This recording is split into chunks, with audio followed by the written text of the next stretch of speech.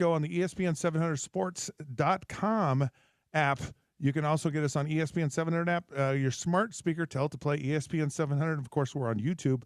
Hello, YouTube, at ESPN 700 Sports Utah. You can also get the podcast version as well. Our show today and every day is brought to you by Les Schwab Tires. Les Schwab has the tires, wheels, and accessories for whatever you drive. Stop by your local Les Schwab today, and their professionals will get the job right the first time. Okay, so a lot of crazy stuff. We've got the hockey going on. We have basketball going on. We have a lottery pick that's going to happen on Monday.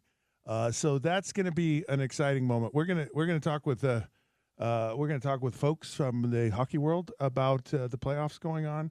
I want to know what a hat trick is. Want to know what the octopus being thrown on the ice means. Among other things that are very important in the world of sports. So we're really looking forward to that. We got Bill Riley, the voice of the Utes, on today. That will be a lot of fun. Along with none other than Big T, Thurl Bailey. Tony Jones, of course, he covers the NBA for the Jazz and the Nuggets. And what else do we have? Oh, I think the namesake of the show is actually going to join us on the program today. Joining me today is Zach Robinson. He is the producer of the show. James is on vacation. Zach, you okay in there? You yeah, live? I'm doing great. Everything's good? I'm doing great. I haven't produced this show in a while, so it's great to be back. Nice. But yeah, I'm doing good. NFL schedule coming out Monday. I'm excited. Very excited. Yeah, we're going to talk about that too, because one of the things everyone wants to know, inquiring minds want to know, when are the holiday games? Like, who's going to be playing who? Is it who's playing whom or whom's playing? Anyways, two teams are going to play each other, and they want to know who it is. So, I might even talk about what it's like to play on Thanksgiving. I played in a few Thanksgiving games, and it was an experience. Every single one of them was an experience. So, and what you want in those games is you want the turkey. You want to get the turkey leg. And people, I think, often wonder, is it any good? And the answer is yes, the turkey leg is actually really good. The namesake, Sean O'Connell, is coming on the show. I believe he's in Belfast, Northern Ireland. Do our phones reach that far? Are we able to get that far with the phones? Yeah, they should. Okay. I mean, we can get anywhere these days. Oh, shoot, I was supposed to call my sister. Speaking of getting anywhere, she lives in Portugal. I call her every Friday, and we have great conversation. She's not a sports fan, though. But she knew, don't mess with Scott's game. That was an important thing for her. So we're going to have Sean on the show. And apparently Cam Rising has retired from football. It's over. It's done. Joining us on the program right now. Let's get right into it because we love it. John Allers here is, of course, he's the NHL play-by-play for Sports USA. The voice you hear on every game in the Stanley Cup playoffs here on ESPN 700 and 92.1 FM. John, good day. How are you? And thanks for joining the show. I am well. My pleasure. Thanks for having me. Okay, someone told me you're a Lions fan. Not only a Lions – well, let me clarify it. You're a lifelong Lions fan. And I think everyone needs to understand that if you're a Lions fan, you're a lifer, right? There's no such thing as a fair weather, like it's foul weather all the time to be a Lions fan. So you're a lifer, right? Am I stating this correct? I believe you need to preface it. The first two words need to be long suffering, but yes, lifelong Lions fan. Grew up, going to the Silverdome. My father took me to my first game at Tiger Stadium. Oh, yeah. In 1972, and we sat in the bleachers. Oh, wow. In the pouring rain in late October and watched Greg Landry and the Lions beat John Hadle and the San Diego Chargers. How cool is that? Well. Oh, I'll bet. I'll bet. Cool. Yeah. Gosh, I can't. Why is his name? Wow, I'm losing my mind here. I've been hit in the head too many times. I don't remember. So Landry was he coached when I was there. Why? Oh, I didn't realize that. Yeah, he was a great guy. He just passed away, I believe, not that long ago. So kind of sad Oh, to I hear didn't that. know that. Yeah. I know he went to the University of Massachusetts. Yes. He was a real scrambling running quarterback Yeah. back in the day. And, it's fun to watch, but those Lions teams just could never seem to get over the hump. They didn't get to the playoffs like they did with you. I know. We, some of the greatest memories of my life and some of the most tragic and worst memories. It was a great time though. I really love my time in Michigan and with the Lions, and it's good to see a resurgence. So I assume you grew up in Michigan then. I'm originally from Battle Creek, Michigan. Of course. Yeah, I was fortunate enough to spend 1 year in Salt Lake City. Okay. With the old Salt Lake Golden Eagles. I was the radio TV voice of the Golden Eagles in their final incarnation. The team moved to Detroit, of all places, the following year. They were purchased by the people who owned the Detroit Pistons, and I was fortunate enough to go with them. They became the IHL's Detroit Vipers, but I loved my time in Salt Lake City equally as, I'm sure, as much as you enjoyed your time in Michigan. Yeah, hockey is not a new thing in Utah. I mean, growing up, a lot of people yeah. don't realize that, but it's part of the culture and been part of the culture for going on 50 plus years, I believe now. Yeah. Before the Mammoth showed up, who used to be the Utah Hockey Club until yesterday, because everyone changes their name, right? And we get a new pope, and he changes his name. I even changed my name yesterday. I'm now going by Billy Mitchell the 19th. That's my name now because I just wanted to get in the fray. I'm doing a new marketing thing, changed my color configuration, got a new logo, and so I'm ready to go. How much do you think it matters to get a name or a new name, or what's the significance of actually all of that? Well, I think the newness of it always brings attention, and we all, everybody loves new things. And, while it was, the team was new last year, and that was new and shiny and exciting, and now you've got a season under your belt. Now you've got a new level of something new. They brought another step to it. Now there's a logo. I don't know. There wasn't a color change, was there? No, they kept the colors. Okay. Which I really liked. There's, yeah, so did I. And it's new and exciting. And now, for me, I've been in the game for a long, long time. I like the nickname. I like having the name. I think it's, when I first came out here with the Ducks, we were the Mighty Ducks of Anaheim. Right. And I always thought that was kind of odd because, they weren't the Yankees of New York. Right. No one else was, they weren't the Broncos of Denver or whatever. We kind of set ourselves apart, and I didn't like that as being part of the organization. And I thought, hey, why do we want to set ourselves apart and be different that way? I thought the Utah Hockey Club did that last year, and that was unique, but I don't know that you always want to be the one team that's doing something different. I know some people do, and to each their own. But for me, I think it lines you back up with everyone else in the league and kind of, there's a uniformity to it. And I guess I'm old school where that is, in that regard. See, I could never take the Tampa Bay Buccaneers serious with their colors. Like the creamsicle, I just couldn't. And the stadium was called the Big Sombrero. I couldn't hang with either one of those things. And I wonder how. I'm just curious, like how is that a thing in hockey at all? Like color schemes, and you just go, yeah, these guys are just, I can't take them serious because this colors, they just don't work for me. Yeah, and that's a lot of the traditionalists that I was just, talking about there, that when you set yourself apart and you're unique. I mean, the Ducks this year switched to all orange. I keep going back to my, my roots here, and my examples are what we've been through as a franchise out here as a team. I know we're talking about the Stanley Cup playoffs and the national aspect of it. But, yeah, the Ducks went to all orange this year, and we just got all ends of the scale of reaction. Some people were over the moon. They loved it so much. Again, it's different. Everybody can wear black. Everyone can wear red. Anyone can wear blue. But we were wearing all orange. Even our pants were orange, and people loved that. But then there's the other side of that. There's a whole other faction that will say, that doesn't look right to me. I don't like it, and they'll never be on board. So I respect everyone's opinion, and I love the fact that it's a conversation because I love fans. I love sports, and I think the two need one another. The Golden Knights are in the playoffs right now. A lot of Golden Knights fans in Utah. I mean, that was kind of the team of people were excited. People are excited about the Raiders moving to Las Vegas. Now with the Mammoth here, is there any kind of impact? Do you see fans maybe moving back? Is it a good thing to have kind of a multi-tiered fan base in one location here in Utah? I think it's great because it creates rivalries, because fans are rivalries. I mean, they happen on the ice. They happen with players on the field. You know that from your playing days. And sometimes us as fans, we don't understand where the rivalries come from with you guys, the actual participants, the players on the field. But when fans are involved in rivalries, it goes to a whole nother level. And fans are, as you and I were just discussing, with my fanhood with the Lions, you never forget your first.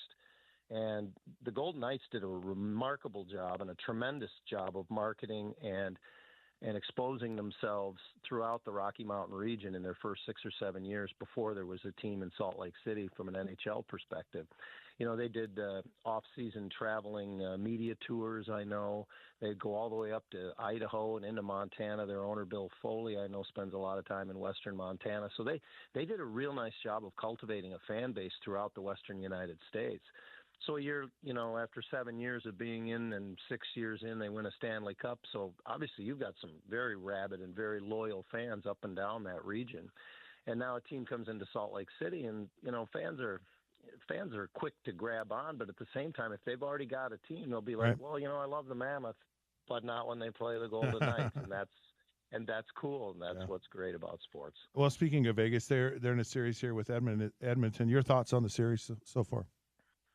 I've been surprised, Scott. I picked Vegas. I thought Edmonton, was fortunate against the LA Kings. The Kings, it was well documented that they might have made some ill-fated decisions regarding reviews, and it created some momentum switches and may have cost them the series. But Edmonton, to me, on the surface, isn't as strong a team as they were last year when they came within a whisker of winning the Stanley Cup, forcing a Game 7 in the Cup final. So, to me, I thought Vegas and their balance that they have, I thought their goaltending was better. But there's something special going on right now with the Edmonton Oilers. I mean, obviously, they've set a record in the Stanley Cup playoffs already by coming from behind and winning 6 consecutive games in which they trailed. That's never happened in the long storied history of the Stanley Cup playoffs. And this time of year, when something like that starts happening and that belief goes throughout the room, I mean, it takes 2 months just to get to have a chance to win the Stanley Cup, to play in a game where if we win it. And whatever it takes, and it's magical what's going on right now. I mean, now they're going home up 2-0, and Vegas is certainly, they're on the hot seat. How hard is it, because it is a long time, right, to go through the whole playoff series and win? I mean, I lived in Detroit and became a huge Red Wings fan while I was there. Saw some really, really good teams get into playoffs and just kind of, you talk about having that momentum, and they lost. And it was like, there's no way the Red Wings aren't going to win the Stanley Cup this year, and they did. And they lost, and you're just like, how, hockey to me is so fascinating because it just seems almost like this momentum thing is just so hard to overcome. How hard is it for a team to be down 0-2 and to come back? I mean, the Florida Panthers in the same thing in their series as well. Is it possible, or what's the challenge of it? The challenge is taking it the one day at a time. I mean, you hear, obviously, you played in a sport where one game was the culmination of a week, but in hockey, these teams, they're going to play every other day, especially this time of year. And that next game, one game at a time mentality is so hard for fans to try to grasp. Players are really good at it. They always talk about just the next game. And everybody looks at the totality of, we're down 2-0. Dallas Stars lost in the second round last year, the first 2 games at home to the Vegas Golden Knights, and ended up winning the series in 7. I've seen it happen. I've been part of teams, traveling with them and going through it in the playoffs and watched them do it. And it's not easy.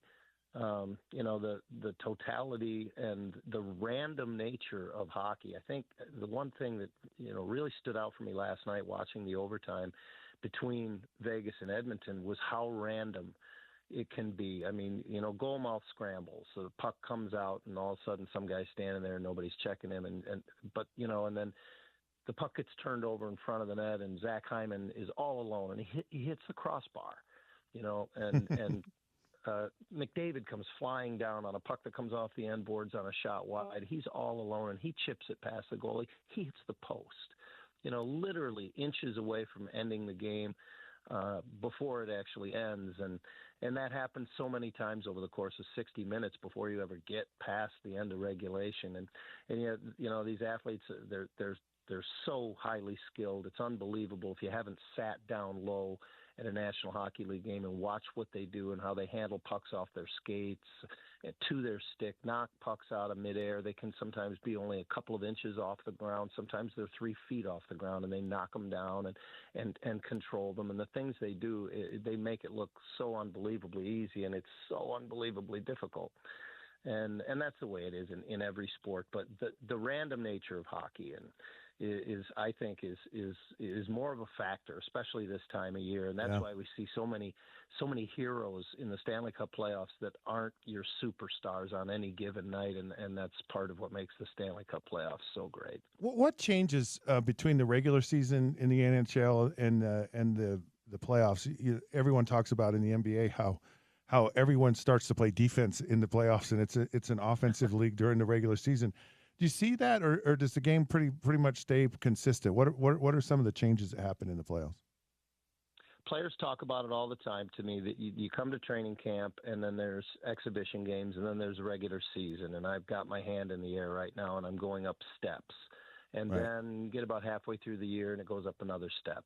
And then you get past the trade deadline and the last 6 weeks of the season and you're fighting for playoffs and it goes up another step.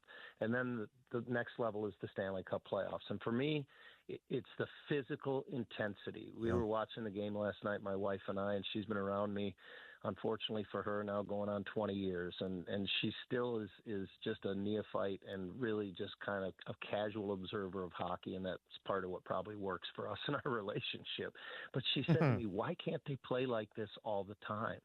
And it was late in the third period of a game where a team was pushing to try to tie the game. And I said to her, because they can't, honey. You physically can't play this hard 82 games a year and 60 minutes a game. I even said to her in the conversation, I said, honey, they can't play like this for 60 minutes.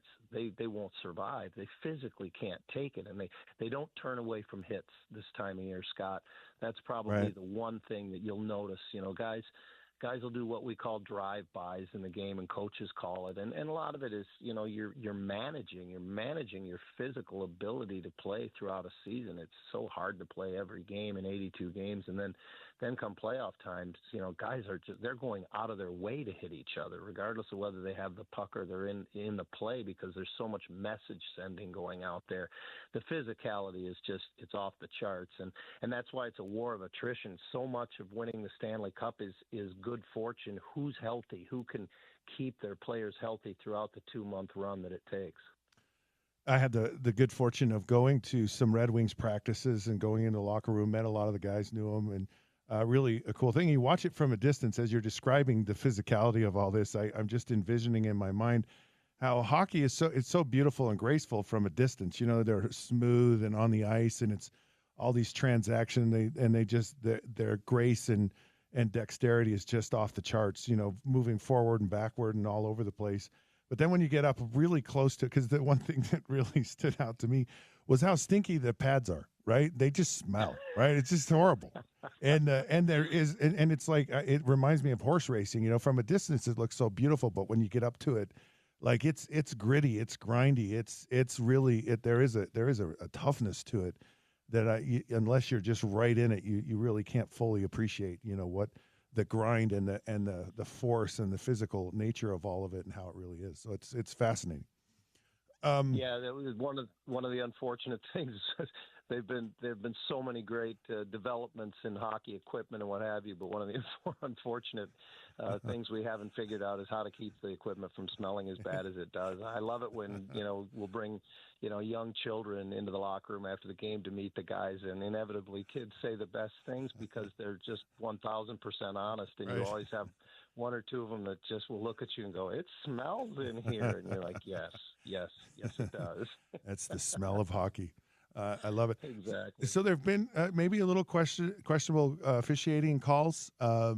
Your assessment of the officiating in the playoffs. Well, it's a great point, Scott. It's one of the things that also changes this time of year. The officials, to their credit or discredit, depending upon which side of the argument you're on, they tend to call the game a little differently this time of year, and they let a lot of the physicality go when games are late and tight. The officials, I don't know that they'll actually admit it to you, but I don't think they want to decide the game with penalty calls. There's automatic calls that they have to make.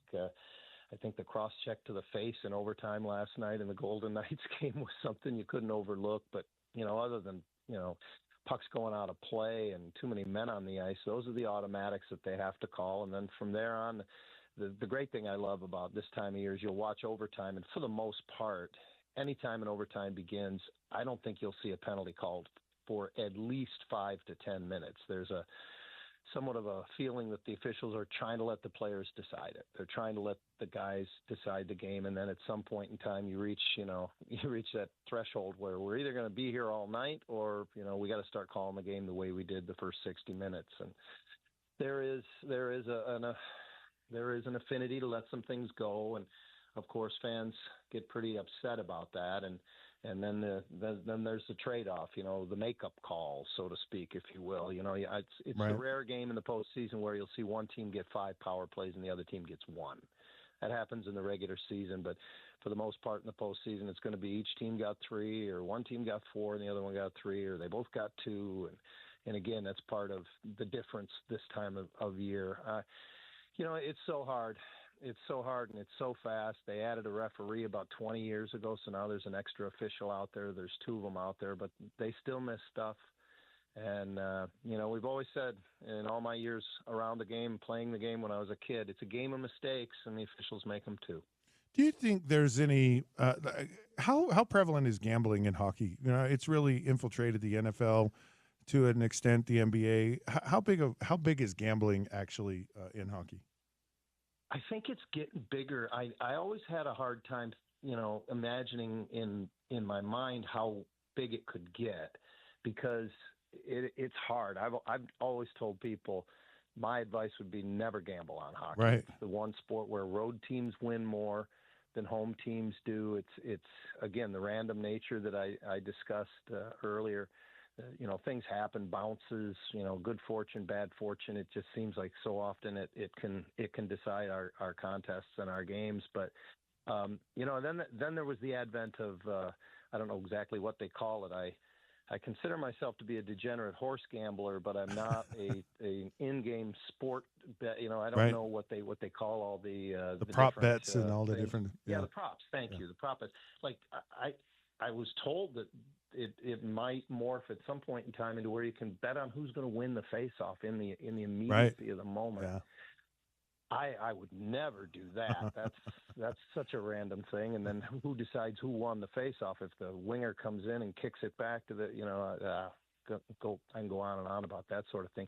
But I think, like anything, it's growing, and I'm seeing with the escalation of analytics throughout sports, it's taken over in hockey, not quite as much maybe as it has in baseball, but it's really taken on a life of its own in our sport. And I think in all sports, I think the analytics drive a lot of it, and they give the sports better a lot more information than they've had in the past. So I can't imagine that hockey will sidestep the gambling. I think it will continue to grow. All right, before I let you go, one last thing. Who's the team to beat in the playoffs? Your opinion? When I looked at the brackets to begin, I went as far as conference championships, and I had Toronto playing Carolina in the East. I had Colorado and Vegas. I'm not looking very good there. I've obviously lost the Avs for sure, but it's the Maple Leafs look pretty good. I think tonight will be a very pivotal game down in Florida. Obviously, up 2-0, Florida has to have a little pushback here. The Panthers are a team that's been built for it. They know how to play this time of year. I have to wonder where Florida's concerned, Scott, if they've just played too much hockey the last couple of years. I talked to you about, Right. Being healthy, staying healthy, getting to the end of what at the end becomes an 8-month run and over 100-game season. And it hasn't historically shown that teams, for the most part, can get there year in and year out like Florida's done the last couple of years. But I like their coaching staff, and I like their roster. They're built for it. But yeah, tonight I think will go a long way to tell us whether or not Florida's going to be in that mix.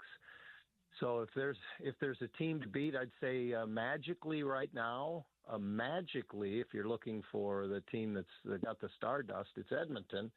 And outside of that, I really like the Dallas Stars. They have great balance. If they get Miro Heiskanen back healthy on the back end, he hasn't played in about 3.5 months. That'll go a long way for them, but they are really deep up front as a forward group, and Jake Ottinger is a solid goaltender. So if you make me single someone out, I'll go with the Dallas Stars. All right, you did it. Appreciate it. Great conversation. Really enjoyed it. A lot of fun and some great hockey here through the playoffs. And, of course, we like to pay attention to it here in Utah because we have the Mammoths. So have a great day, and thanks, John. Scott, is a long-suffering Lions fan, as I said, an honor to be on with you. Really, really my pleasure. All right, cool. Thank you. All right, there you have it, John Allers. He's the NHL play-by-play for Sports USA. This is the Sean O'Connell Show here on ESPN 792.1 FM. I'm Scott Mitchell, filling in for Sean when we come around the corner. None other than the voice of the Utes and the broadcast director at the University of Utah, Bill Riley.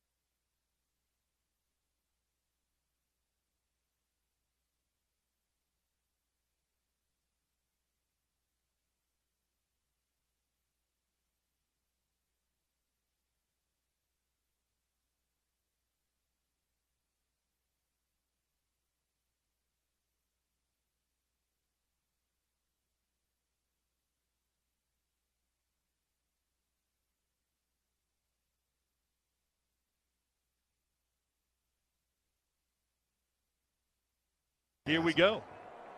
Rising under center, now in the shotgun.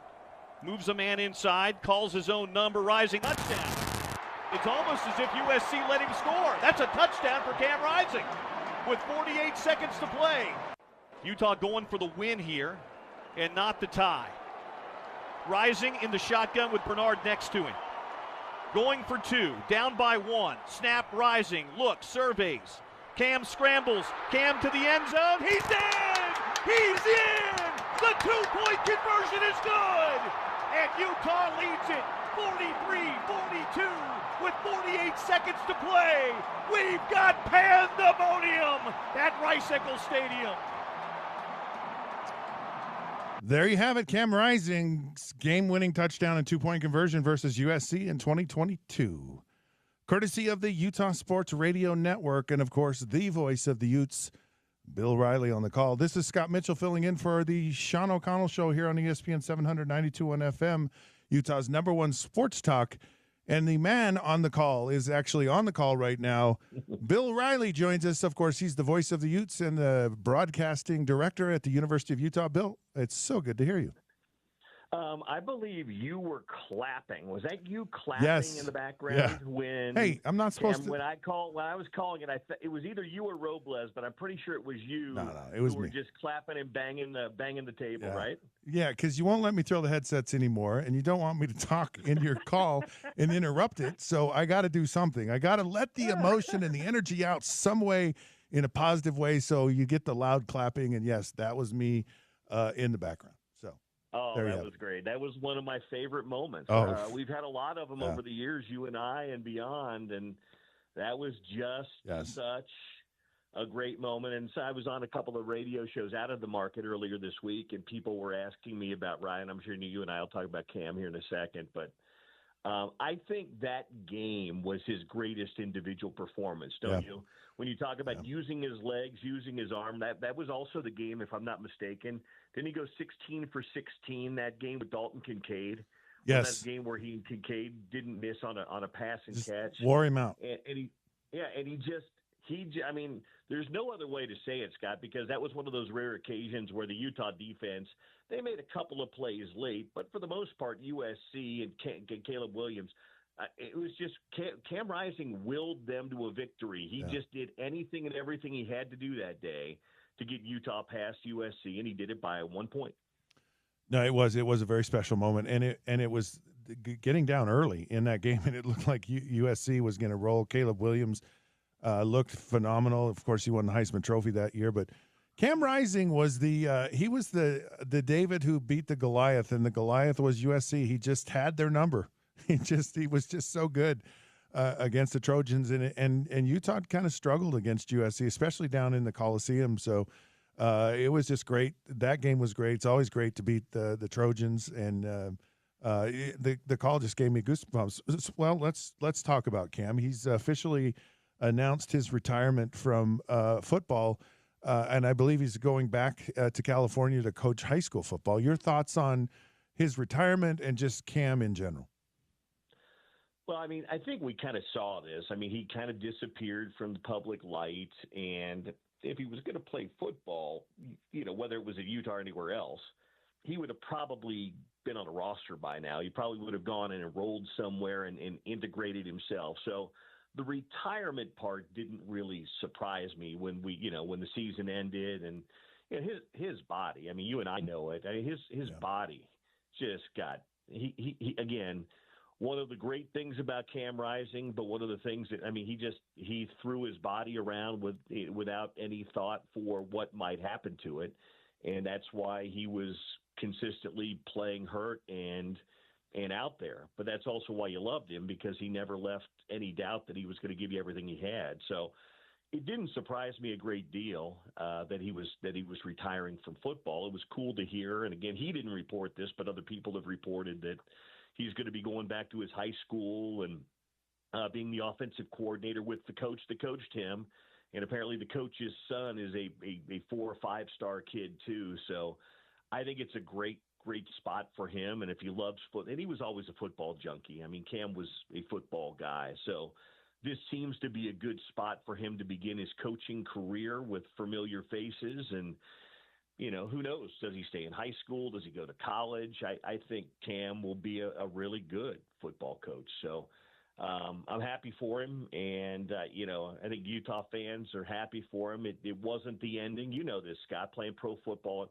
Storybook endings don't happen very often. They just simply don't. But the good news is he had a great, when he was able to play, he was as good a player as Utah football's had. Yeah, it changed when he came in the game against San Diego State. I remember the moment, and everything changed. The whole dynamic of the program, winning Pac-12 championships, going to the Rose Bowl. It all happened in that moment, and he was the absolute catalyst to have all that happen. And it just speaks to the quarterback has a massive impact on the team and where it goes and what happens, and you can really people get confidence, and the defense everyone gets confidence. So, and he instilled it. And I think he instilled it in the coaches too. Maybe some of them might not have totally believed it. And I think he got everyone to believe that they could do things I don't think they'd ever thought possible. And so it was awesome to watch. Sad to see it end, but it always ends. There's some interesting this whole House versus the NCAA settlement. And it was supposed to be a done deal. They had mentioned it back in October, and everyone's making anticipations that got to cut the rosters and whittle things down. Recruits change. There's probably even some pledges for money moving forward in NIL, expecting to get a payment in July. But there have been some hiccups. It seems to be continuing to drag. Is it getting concerning that it might not happen? It could go to trial, or do you think they'll get it resolved? No, I think, again, I don't know any more than anybody else does reading things, but I think there's too many schools out there that are counting on getting that settlement money to help, kind of drive their NIL, whatever you want to call that term is now. I think it's too big a deal for too many schools that it's not. They're going to, the judge gave them an order to work on the you can't cut rosters down or whatever. I think they're going to have to figure it out. But there's too much money at stake for the schools, and that's all. I mean, that's mid-major schools. That's high. People are counting on this money to help, fund what the new order is in collegiate athletics. So I think it's going to get. I don't know what the timeline is, but I would be shocked, and not much shocks me anymore when you're old like you and I are, and you've seen a lot of stuff. Then not much shocks you, but that it would shock me if the NCAA settlement weren't to happen.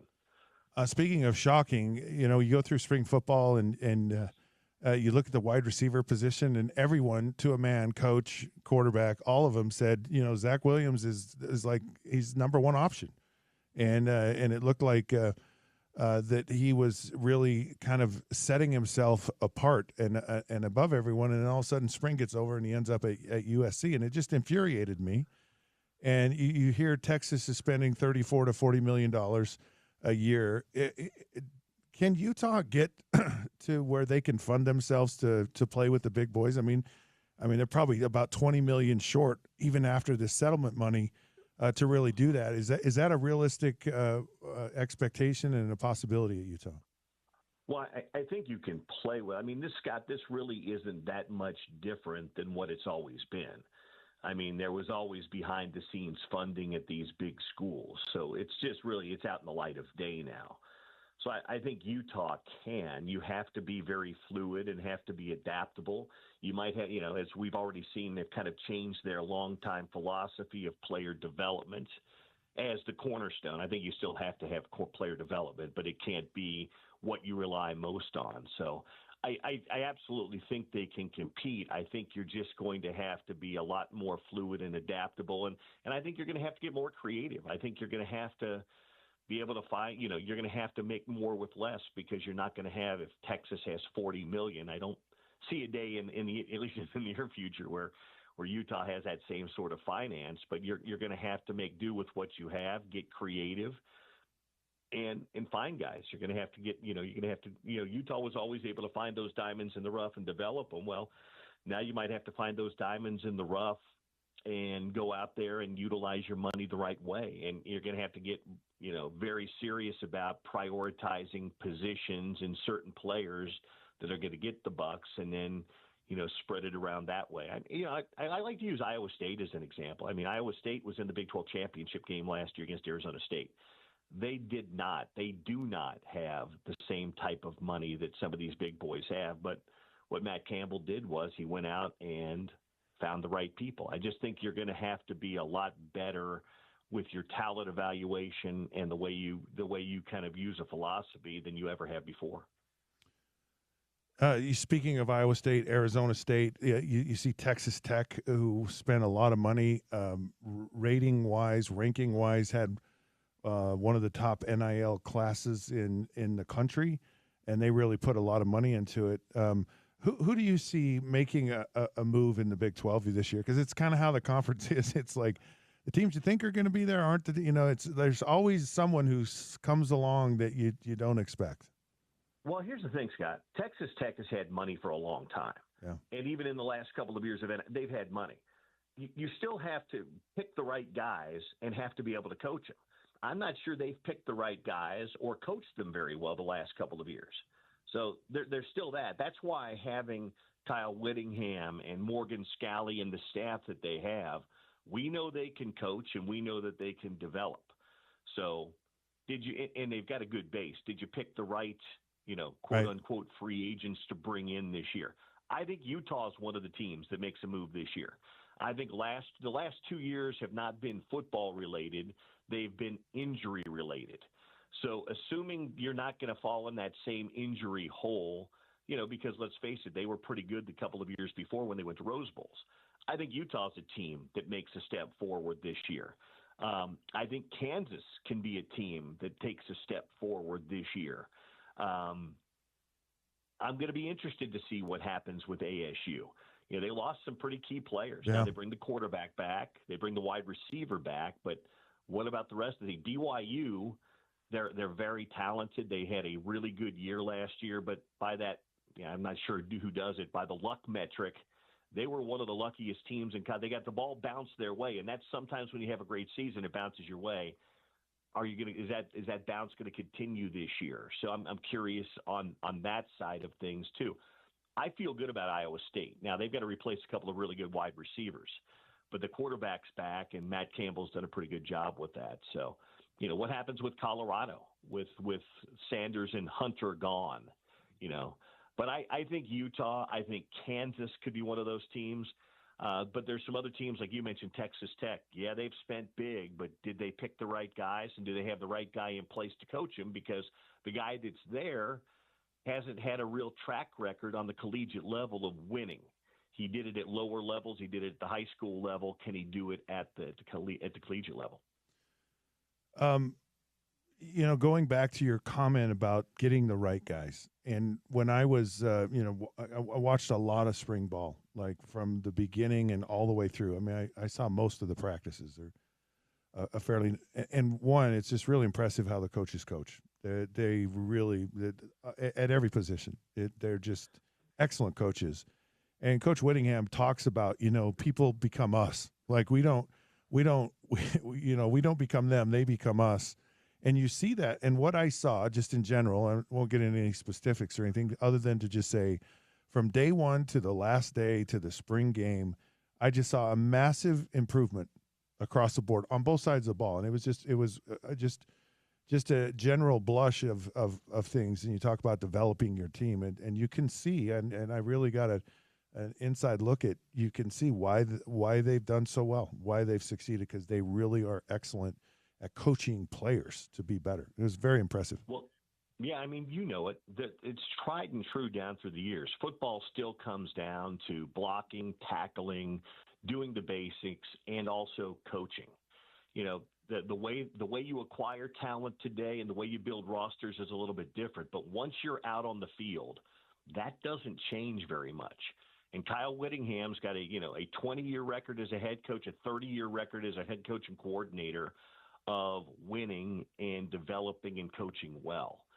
So I think once you get out on the field and you've got your roster in place, then it becomes a little bit easier because that's the part you know. That's the part that you've done for years and years and years, and that's the part that Whittingham and Scally and the rest of that crew that's mostly been intact for a decade plus, they know what they're doing when they're out there. So I feel good about that.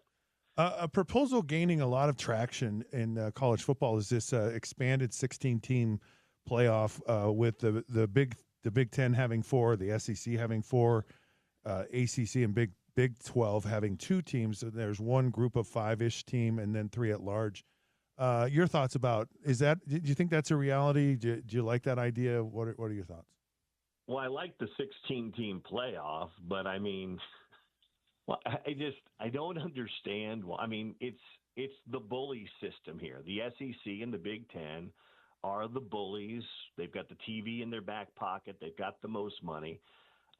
We don't do this with basketball, Scott. We don't go into it and say the Big East is going to get 4 teams and the Big 12 is going to get 5 guaranteed.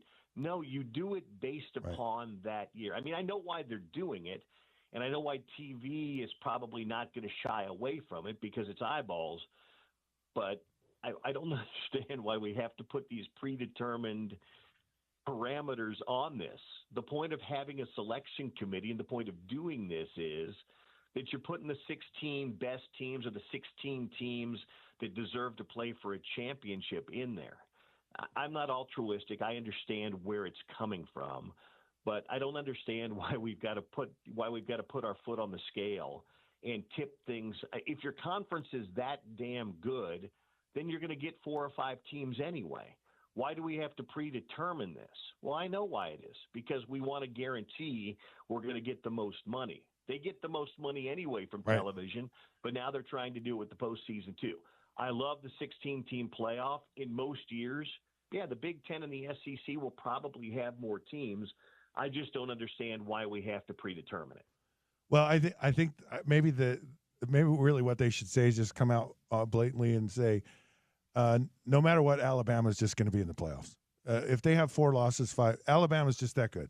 I don't care how many losses they've had; they belong in the playoffs. But see, I don't think they care about Alabama. I just think that they care that their conference has the overall team. So maybe Alabama would be one of those 4 guaranteed teams. But my point is, I don't think they care if it's Alabama or LSU or Arkansas or Texas or Oklahoma or Vandy. They just want to make sure they have 4 teams guaranteed in there. Whether that happens to be Alabama or Georgia, that remains to be seen. So, no, I totally understand it, and I totally agree with what you're saying. It's just they just feel like they've got to have more teams in there. I totally understand it. I got it. And by the way, can I give you a list real quick? And I was thinking about wow, is this a list? Are you Coach Gordy Chiesa? Yeah, let's have a list. Right. I was sitting there when Cam retired, and you and I have had this conversation. I put together my list of the 5 most important figures in Utah football history. Okay. At number 5, Coach Ron McBride. Mac's impact both in resurrecting Utah football was, because you were there losing, kind of winning, but you weren't a real player at the end of your career. And then Mac comes in, and he first and foremost brought talent, and secondly, he made the rivalry a rivalry again. Yeah. And Mac's legacy continues today with the players he brought in, all of it. Mac, we love him. He's number 5. Number 4 for me is Alex Smith, because Alex was the trigger man on Urban's offense for those 2 years. He was a Heisman finalist. He was an exciting player, but Alex was a catalyst. Number 3 was Urban Meyer, because Urban made Utah football cool. He just did. He brought an edge. He made it fun. He stirred up the rivalry even more, and he won. He was 23-2 in his 2 years. Cam Rising, number 2. Cam Rising took Utah football, which was good, but it couldn't quite get over the top. He couldn't quite get there. He brought a confidence. He brought a swagger. He won 2 Pac-12 championships. He got the 2 Rose Bowls. There were a lot of guys that were good in that Pac-12 era, but even Tyler Huntley couldn't quite get him over the top, although he was hurt in that Pac-12 championship game, and I think had he played, that we would have beat Washington. Anyway, Cam Rising for me is number 2, and then the most important figure is Kyle Whittingham. Just he's 30 years on the job, from coordinating the defenses to taking over as head coach to building on what Urban did to transitioning from the Mountain West to the Pac-12 to going undefeated to winning Pac-12 championships. He really is the face of Utah football. So those are my 5 most important figures in Utah football history. Well, it's coaches and quarterbacks. So yeah, I think you're spot on. I wouldn't change your list. Honorable mention. You don't have to say that. You were others receiving votes. Yeah, it's okay. If I was picking your list, I'd pick the same 5 people. I totally would you put agree. them in that order, or would you absolutely shuffle the order a little bit? I absolutely would, because it's really kind of the progression of how everything was. What Coach McBride did was when we played, we just got blown off the ball on both sides. That's where we really struggled, and so they found a way, and they found a way to be competitive up front. And you didn't quite have the skill guys, and then Urban, when he came in, I think Urban he got people to think in a broader perspective, a bigger perspective, more of a national perspective, and kind of raised the expectation, raised the bar of what people could expect. Going to the Fiesta Bowl and going undefeated and really being in the conversation. To be a national champion, and that was, and I think that kind of did everything. And then the quarterback that kind of emulated that on the field was Alex. He was the guy that led him to an undefeated season. And then you have Cam come in, who now I think Coach Whittingham was a guy who really took it to a Power 5 level where you're no longer an outsider, where you literally have the opportunity and you have the right and you have the privilege of going to the Rose Bowl. And then, of course, Cam was the guy who did it on the field. And these quarterbacks kind of emulated what these coaches were coaching and selling to people. And the whole progression of things, the whole order of things, I wouldn't change a bit of it.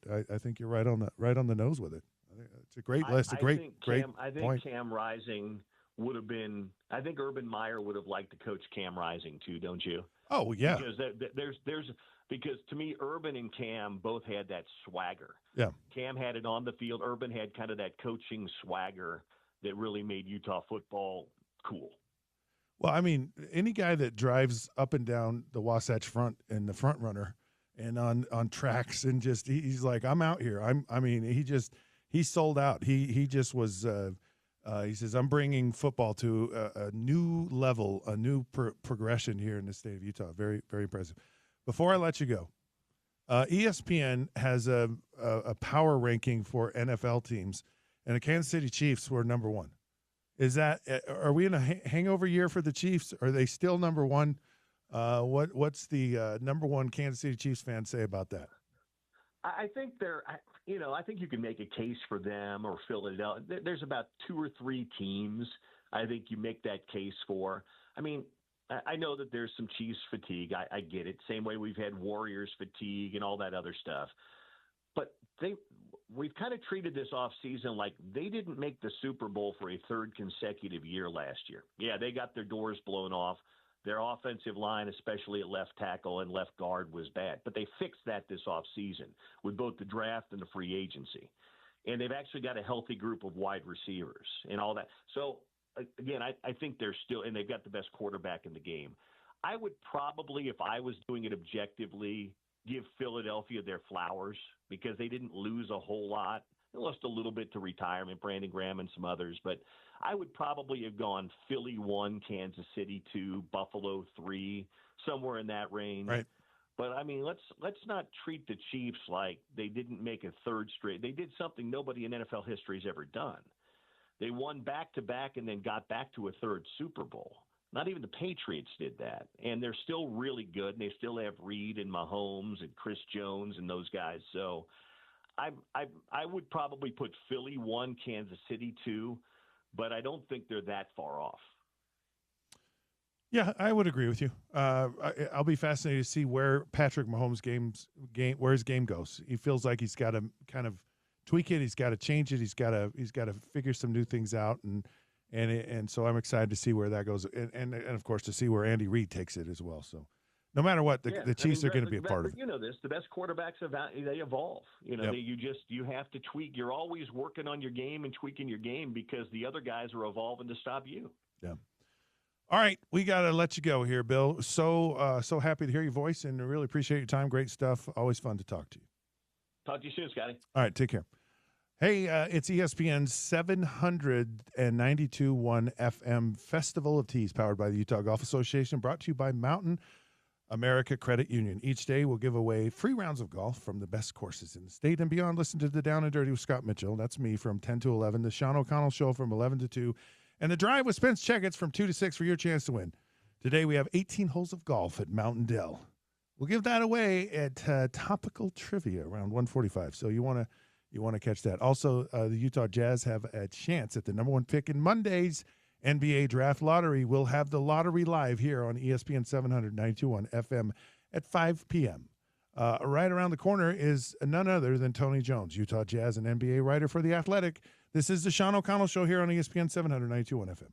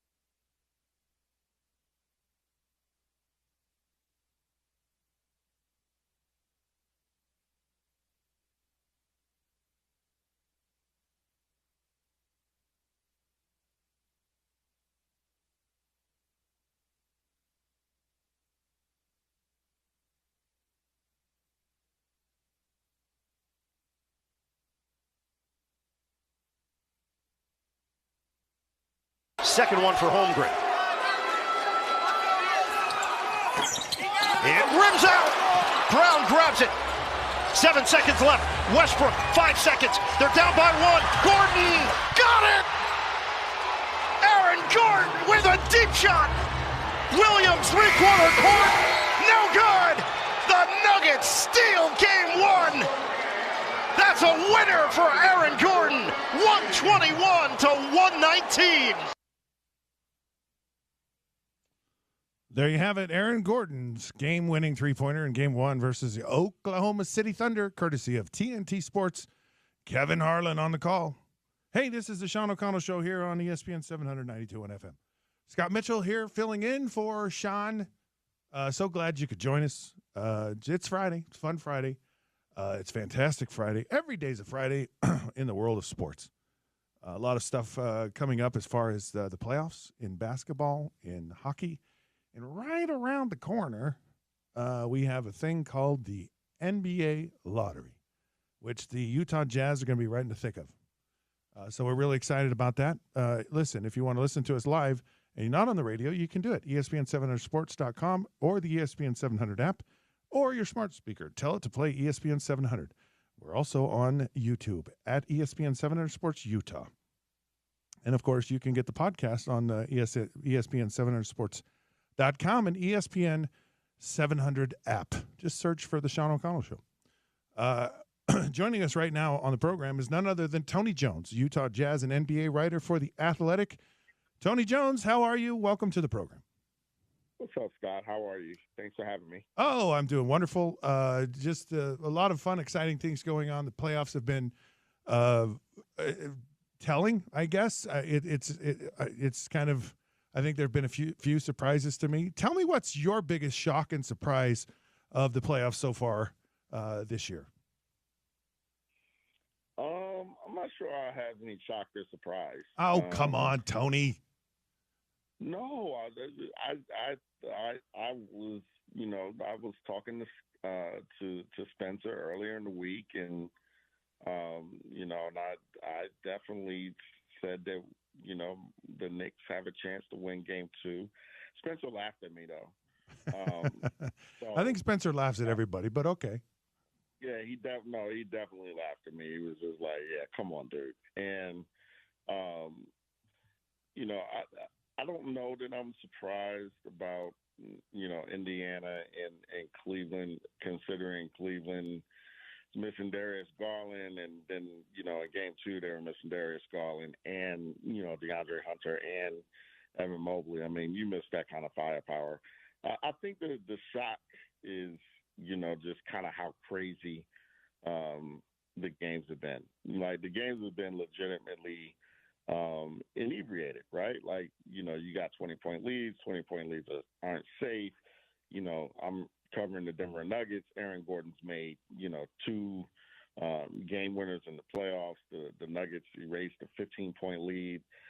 They erased a 9-point lead in like 3 minutes against Oklahoma City on Monday.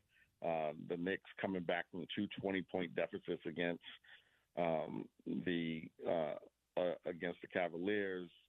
Indiana coming back from it's just legitimately crazy. Tyrese Halliburton's father, confronting Giannis Antetokounmpo. I mean, so like the playoffs have just been legitimately nuts, and I think it's been really, really good for the NBA to have a playoff kind of this wide open. Especially just considering some of the maladies the league has gone through in the past in terms of the non-competitiveness of the All-Star game, things like that. It's been good for the NBA brand to have a playoff like this. You also cover the Nuggets, as you mentioned, and are you shocked at how the Nuggets have been playing, considering that they fired front office folks and the head coach? It usually, when that kind of stuff happens, it's like bad juju, and it's kind of an early exit. Has that been a shock that they've actually played as well as they have? No, that hasn't been a shock. Because it was the players who wanted the coach gone. So, It was. In fact, I'm kind of the opposite of shocked. I kind of expected them to put their best foot forward because, listen, Michael Malone is not coaching the Denver Nuggets because, his core four guys were out on him. I mean, that's frankly the truth. When something like that happens, you get a coach that comes in. And, I think, you've been in those kind of situations before. And, it's kind of on the players at that point. There's nobody else. There's nobody else left to blame. So from that standpoint, I'm not shocked at all. I really thought that, they would start playing harder and they would start, playing more effectively. I do think they're going to run out of bullets in this series. I think they're going to lose this series just because I think the Oklahoma City's the better team. But that was a really good win in the first round over the Clippers, and and I thought that Nikola Jokic and Jamal Murray and Aaron Gordon, kind of proved that that specific core still has some life in it. So I do think that they changed some things that will happen this summer once the off season comes. But I don't think that they're a championship team at this point because they don't have the depth for it. Speaking of, they play the Thunder tonight, and you feel that the Thunder are going to go on. Talk a little bit about the Thunder and where they are, and your impressions of that team. Yeah, I think right now, I mean, you got to consider them the title favorite because, I think what this playoff is proving is that, health and depth are going to go a long way. So from that perspective, my opinion is that, that you're going to see an Oklahoma City and Indiana Pacers NBA Finals this year. Oh, wow.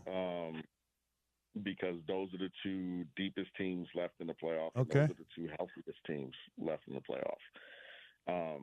I think that, from what I'm seeing, Oklahoma City has a fifth gear that nobody else in the playoff has right now. And, and I think that the Thunder, have a really, really, really good shot at winning it all. They defend really well. They run guys in and out. They can stay fresh over the course of the series. Denver may well win tonight and take a 2-1 lead in this series.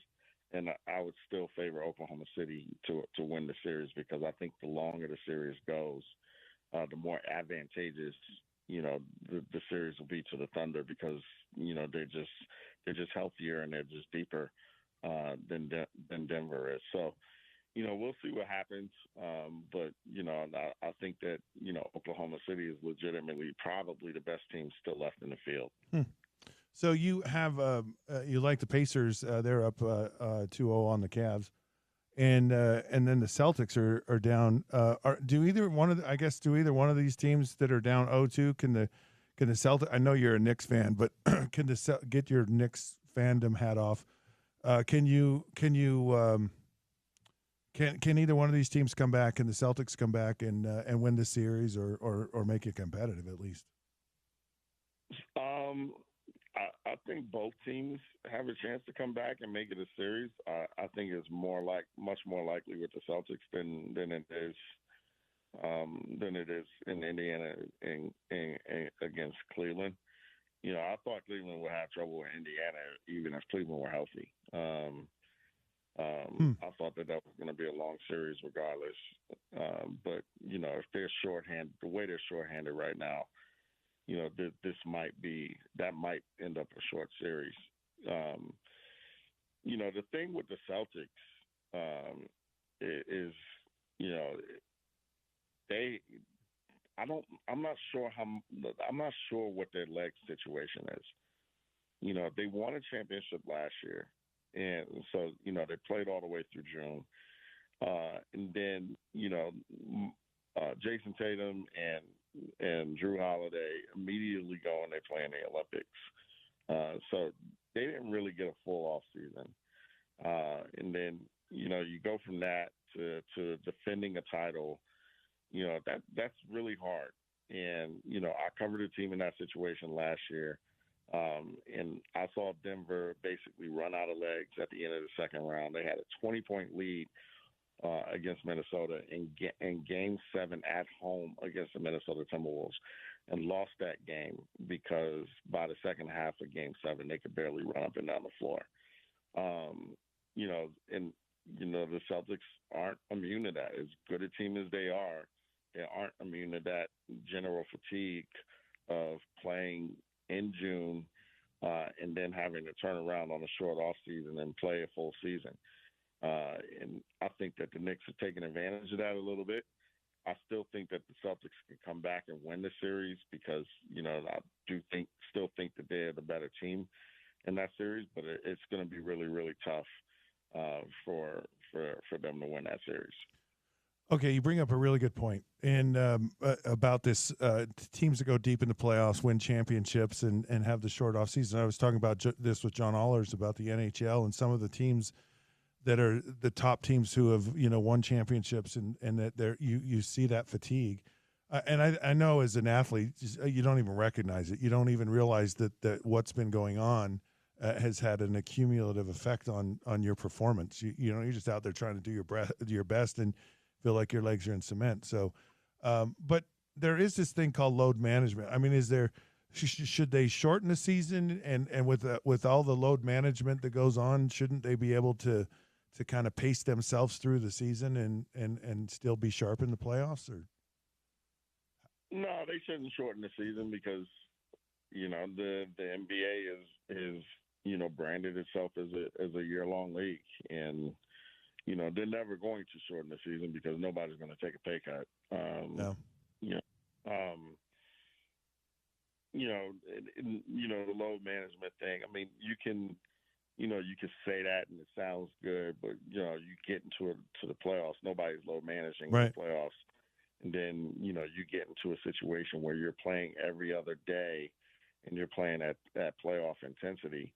You got to be fresh, and especially with a team like the Celtics. Kristaps Porzingis has been dealing with some stuff. So they're essentially down a rotation player there. It's hard. You're relying on 5 or 6 guys because you're relying on a playoff rotation and not a regular season rotation. So it's definitely things that can balance things, but at the end of the day, when it's money time, you're going with your main guys. Speaking of money, man, what would it take for the Golden State to survive their series with the T-Wolves with Steph out for a week? I still think they can win the series. I think from what I've seen with Minnesota, I haven't been really impressed in this series. I was really impressed with them against the Lakers. So I don't know what this says about the Lakers. But, I haven't been really impressed with them against Golden State. The one thing about Golden State that people don't realize, especially over the last decade, that is a really elite defensive team with an elite defensive infrastructure and the coaching and it's going to keep them attached to Minnesota. And Minnesota's not going to be able to run away with the series. If Golden State extends the series long enough and they can get Steph back for possibly a Game 6 and a Game 7, I can still certainly see Golden State winning this series. Kind of shifting to the Jazz just a little bit here. Will Hardy gets an extension. Talk a little bit about Will Hardy and the challenge of being a coach during a rebuild, and a young coach for that. I mean, Will Hardy's trying to make a name for himself and build a resume and build a career and a legacy, and he's had to lose. And Is that a good thing for the Jazz, the extension? Where does Will Hardy fit into all of what's going on with the Utah Jazz? I was talking to a Jazz front office person, months ago, and we were talking about Will, and he said, Tony, he's going to be the coach of the Jazz long after I'm gone. 15 years from now, he's still going to be the coach for the Jazz. Wow. I think he's one of the best coaches in the league. I think he's one of the most talented coaches in the league. I think that he's really good at developing his guys. I think he's really good at getting guys to play for him. And I think that one day, the Jazz front office is going to give him a roster which he can win with and which he can win big with.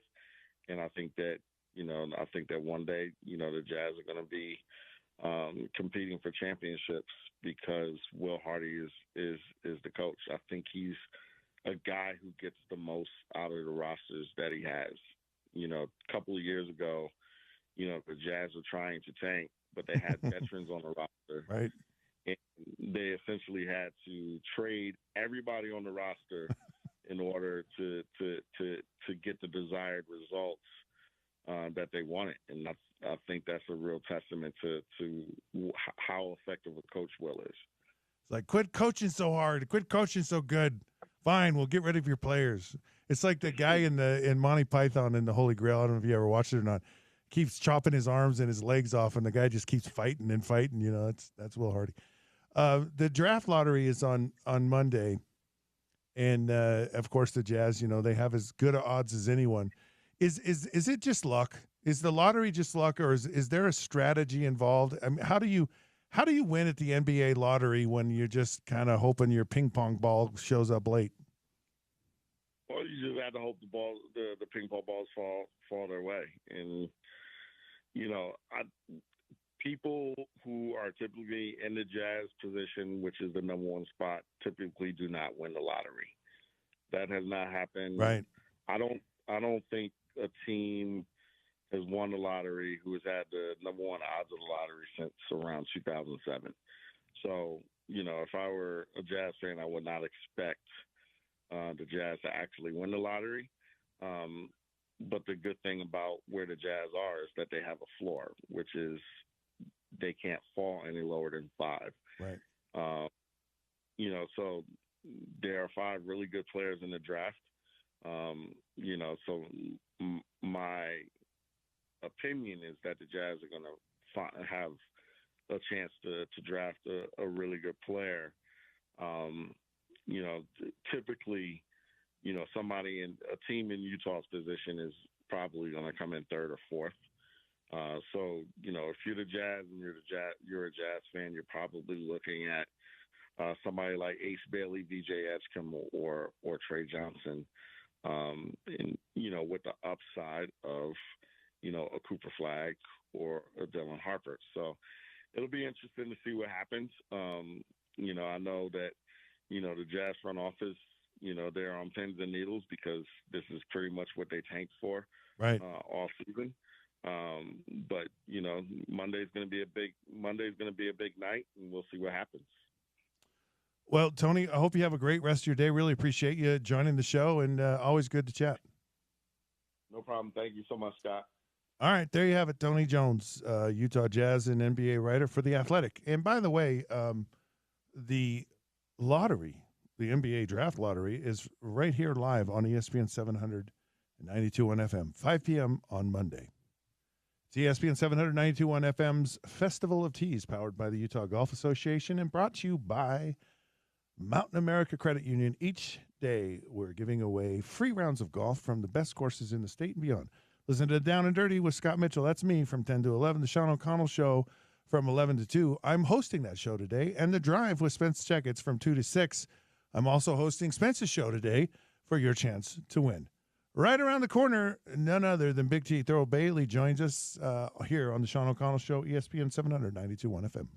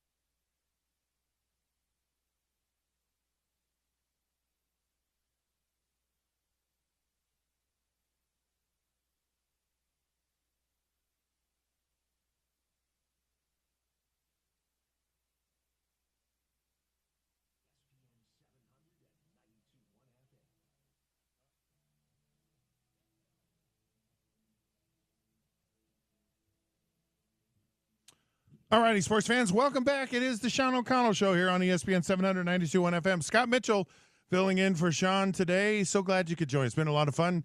Talked about a lot of things, playoffs in hockey, playoffs in basketball. Of course, we talk about football because football is life.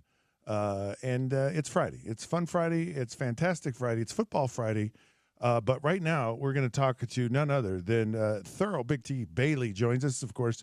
Longtime Utah Jazz, and he's a color analyst for the team right now. Thurl, welcome to the program. It's so good to talk to you. How you doing? I'm doing good, Scott. You know basketball is life, right? Right now. Of course it is. Hey, look. This was the. I know football is your life, so I'm with you, brother. Man, you got to be loyal to the girl that brought you to the dance. You know, it's like no question. Yeah. No question Okay. about it. First of all, it's Big T, right? Was there ever a time in your life when you weren't called something big? Because I'm a big guy too. Like I'm, 6'6". I was a big quarterback. I was called, I'm the big lefty. Were you ever called something like little T, little man? Did that ever happen in your life? True story. High school. Everybody called me Shorty. I had a T-shirt that I wore with somebody gave me. One of my friends started calling me that, and it kind of caught on. So I would wear a T-shirt every now and then that had Shorty on the back. But that's what they called me in high school until I got the nickname from one of my high school teammates and basketball teammates. He called me Big T, and it stuck. It was better than Shorty. I like Shorty. High school. Oh, you were. When did you grow? Like how old were you when you got your growth? At birth. My mom used to tell her girlfriends stories about my birth. She said, "Tal, when that baby was born, the doctor had to open the door behind him because he just kept coming." He was a month old when he was born.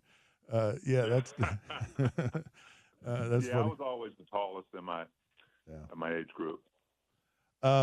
Okay, so you've got this 3v3 Jam Fest coming up, and I want to be in this. And I want to be. No, I'll come do this. I'll be happy to do this. I want to be in the dunk division.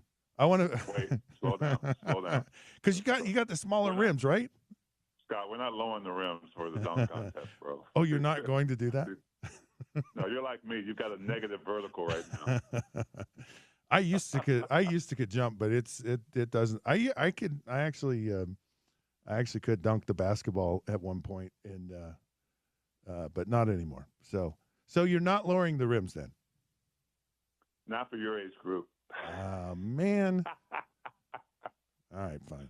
I'll still come be a part of it. So tell me a little bit about it, man. This is awesome. It sounds amazing. It's June 6th from 1 to 7:30 p.m. and then Saturday, June 7th from 8:30. You're in Lehigh at the Lehigh City Family Park. You're expecting like over 150 plus teams, over 600 players, and people can come and watch it for free. Over 2,500 people are expected to be there. You have a wheelchair division, boys and girls, K through fourth grade. You have co-ed, 4-on-4. You have 3-on-3. The dunk, as I mentioned, really cool thing. Just tell me a little bit more about it. Why you're doing this, and how do I get to come out and be a part of this, or anyone else for that matter? It's basketball in Utah is just fun anyway, and it's at all levels, whether it's youth or high school or just recreational. And so, street basketball 3-on-3 is kind of old school. A lot of these young kids have never experienced it. Their dads and granddads and grandmas and moms told them about it, but now they get to experience being actually out on the asphalt, on the concrete.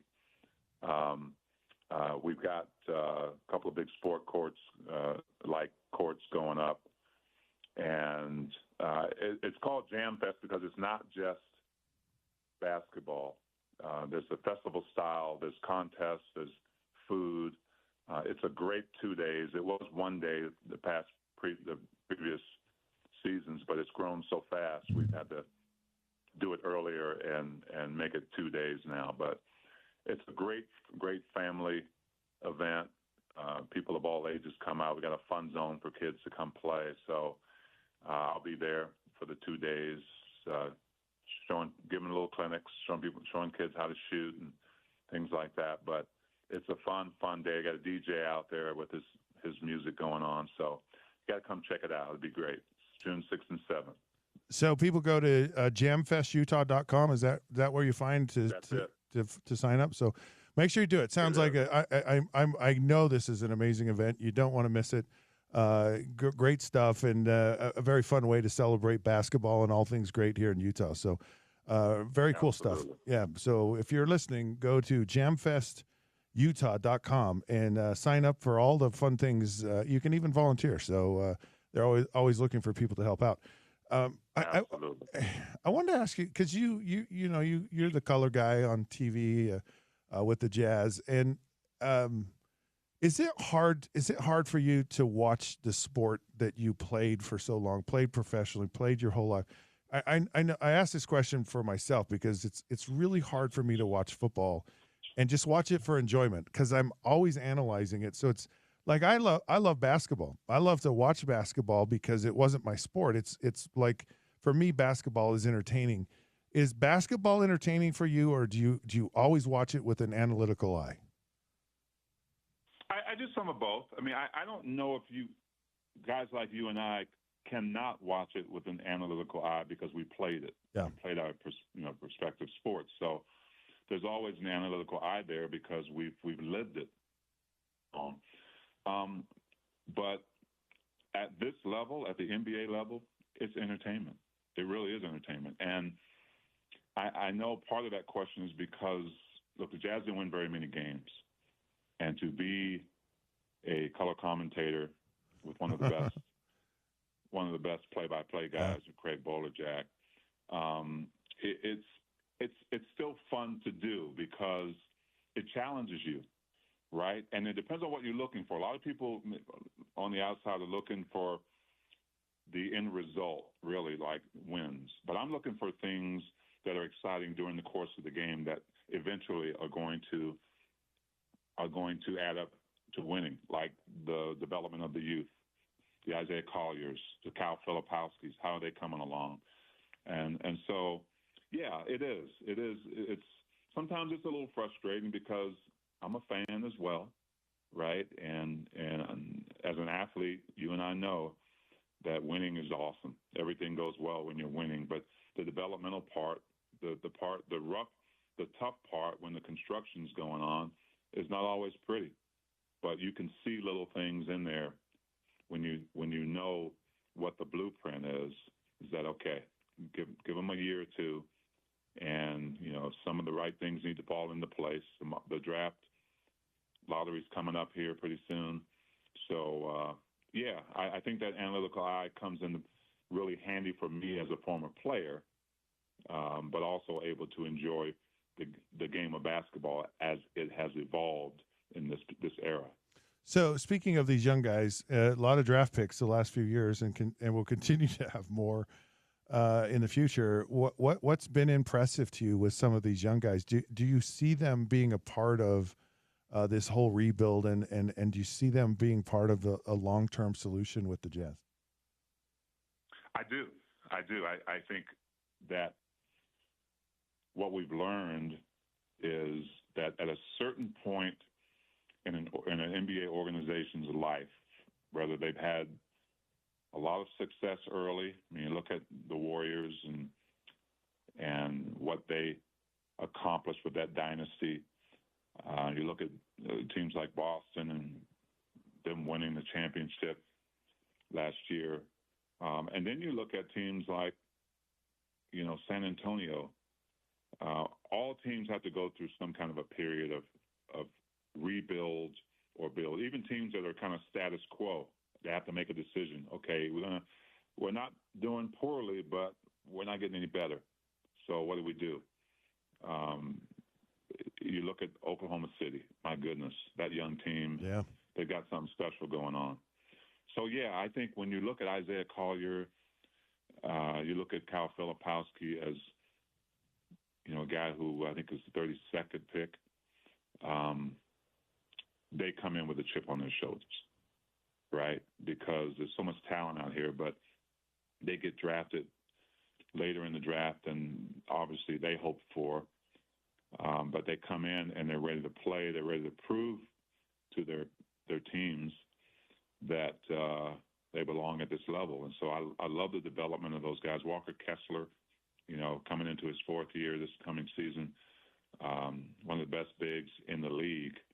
And I think a lot of that is not just about his defensive prowess, but he's starting to become a better offensive player as well. So, yeah, I'm excited about the development of this young Jazz team, and I'm excited about the future of who else they can bring on to kind of go along with the blueprint. So how do you mesh like young, inexperienced, good talent? Like these guys are getting just a tremendous, experience, right? There's nothing greater than game experience.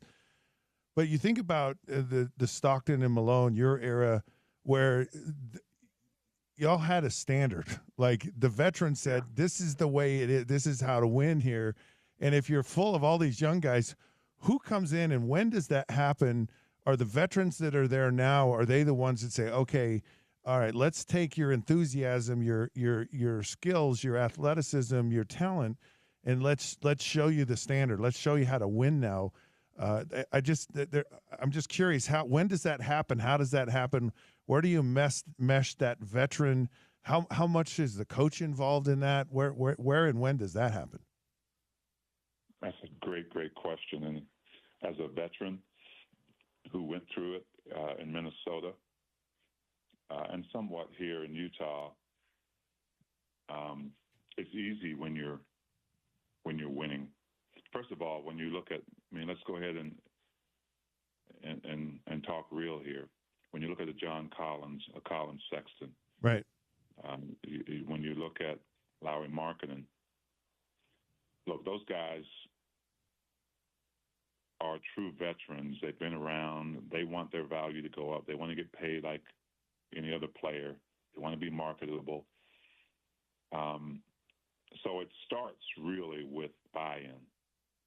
It starts with buy-in with a vet because it's not easy. It's not easy when the blueprint is, okay, the young guys we want to develop these young guys to take the lead role.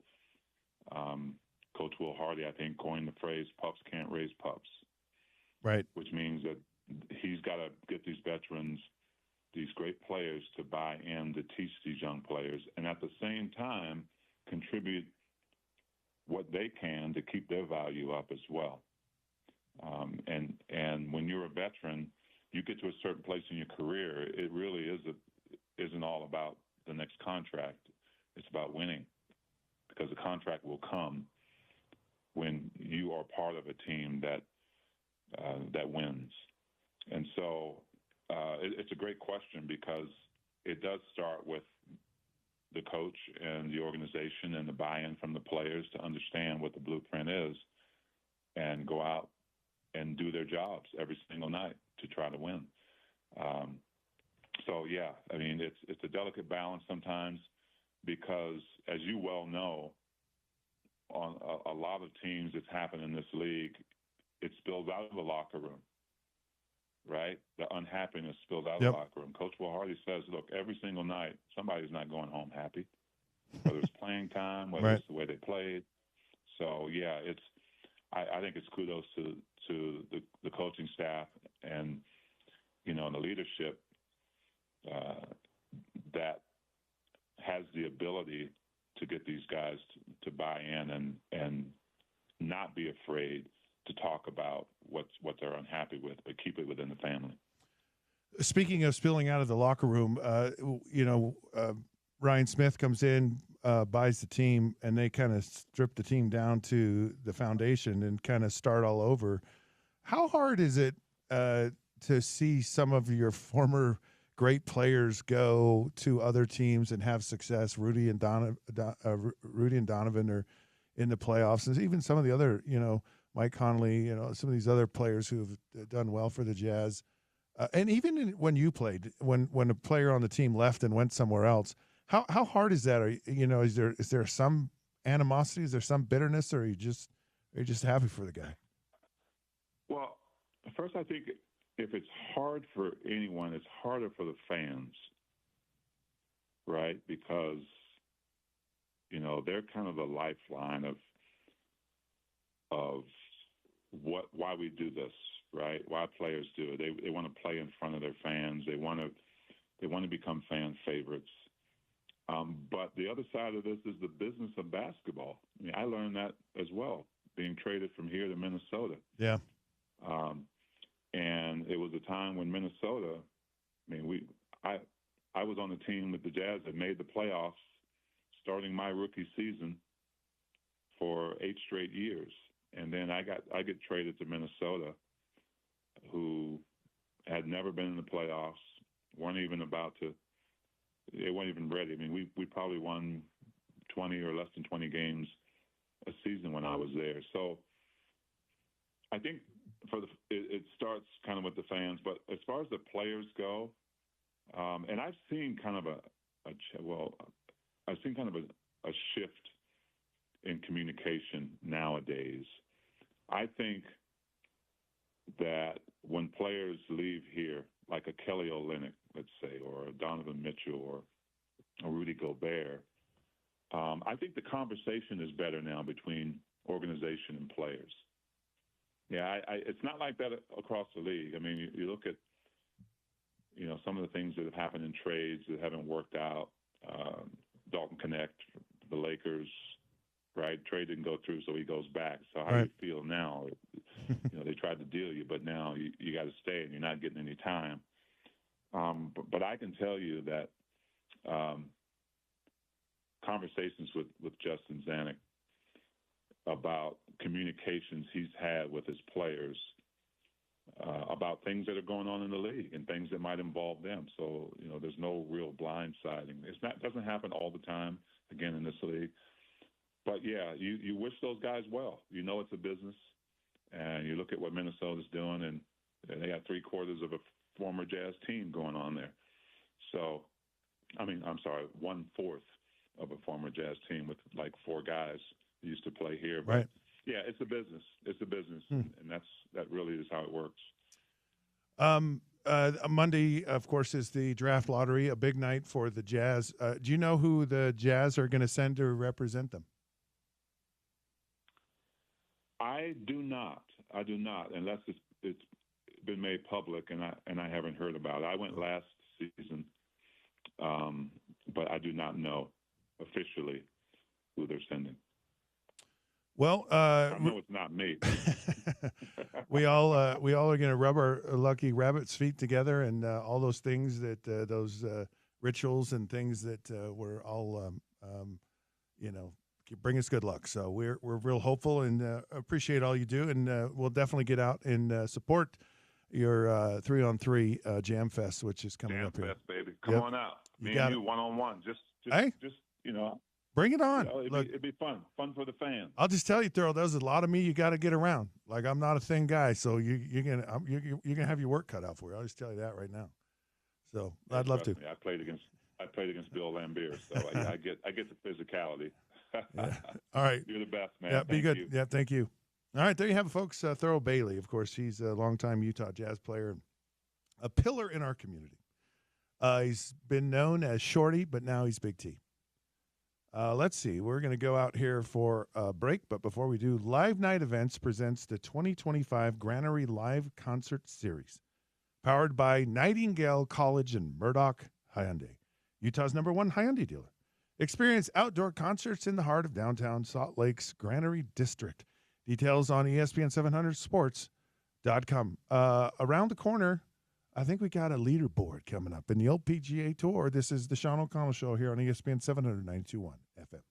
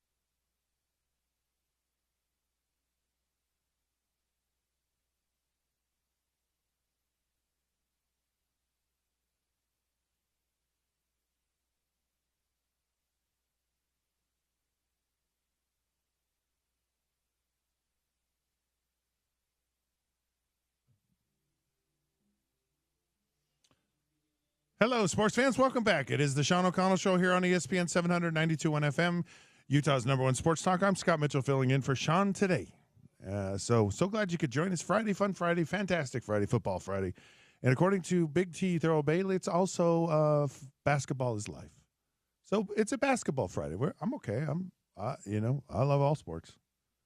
Anyways, so glad you could join us. The PGA Tour leaderboard update in the Truist Championship brought to you by Uinta Golf. Uinta Golf is your home for the best Mother's Day gifts this year. 20% off on 4 all apparel. Starter sets over $299 are 15% off. And swing by the shoe wall to get an additional 20% off all green tag women's shoes. Zach has an update. Talk to us, Zach. What's going on? Yeah, so round 2 taking place right now. Big lead for, not even a big lead, but USA's Keith Mitchell in first place with a score of -12. Irish Shane Lowry in second place with a total of -11. And then Sepp Straka in third with a total of -10. His first name is actually Yusuf, but I think it's a cool nickname to have Sepp as your nickname. Hey, everyone's changing their names these days, so it's fine. It's like you can go Sepp Straka. Yeah. But the annunciation there. And then Patrick Cantlay in fourth with a score of -8. And then we got a 6-way tie in fifth, which is with all -7s. So, and then our guy, Tony Finau, tied in 17th, our Salt Lake native. So that's pretty much it for the Truist Championship as round 2 continues today. All right. This is the round that you want to make sure you get inside the cut, because it's the money round. And if you make the cut, you get paid. If you don't, you're out. Unless you're on the Live Tour, they pay everyone. I like the pay everyone tour. I wish I was on that one, but I'm not. So we move on. Well, around the corner, we've got a lot left. We've got the namesake is coming to visit us. We also have the NFL schedule is coming out. And everyone wants to know about the holiday games, Thanksgiving, Black Friday. Black Friday's become a game, which is so fascinating. And then, of course, you have Christmas. So we're going to talk about what's it like maybe to play on one of those holiday games in the NFL. I happen to play in a few, so we'll give you some insight there. Here on the Sean O'Connell Show on ESPN 792.1 FM.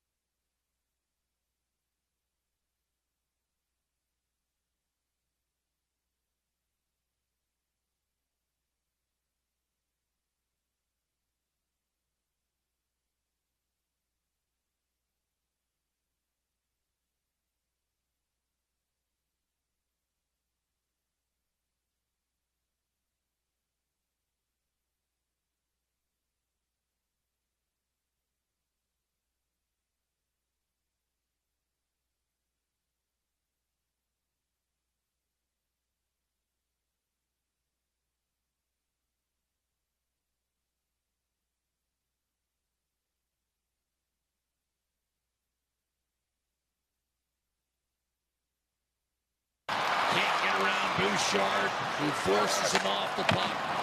Hyman has hit the crossbar. McDavid a goal post here in the OT. McDavid beats one into the net. Draisaitl scores!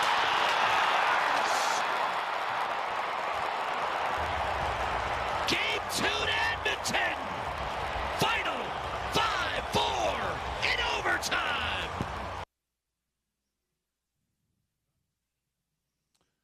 Leo Gisalt, a game-winning goal in overtime versus the Vegas Golden Knights, courtesy of Sportsnet. Hey, welcome back to the show.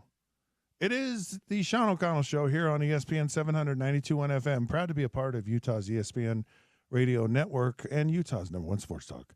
I'm Scott Mitchell, filling in for Sean today. So glad you could join me. You can normally hear me here at 10 o'clock on ESPN 792.1 FM. So the down and dirty. We get down and dirty for an hour, warm you up so you can listen to Sean.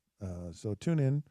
If you can't tune in to my show or Sean's show, you just go to ESPN700sports.com, ESPN 700 app, or tell your smart speaker to play ESPN 700. We're also on YouTube, ESPN 700 Sports, Utah. All right. And, of course, you can get the podcast form on ESPN700sports.com and ESPN 700 app.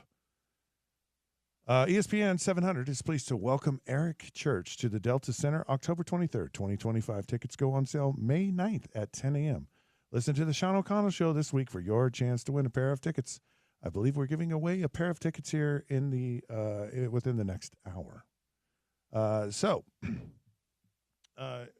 In just a few days, the NFL schedule is going to come out. And, of course, people are predicting, like, the top matchups, including Thanksgiving, Christmas, the season opener.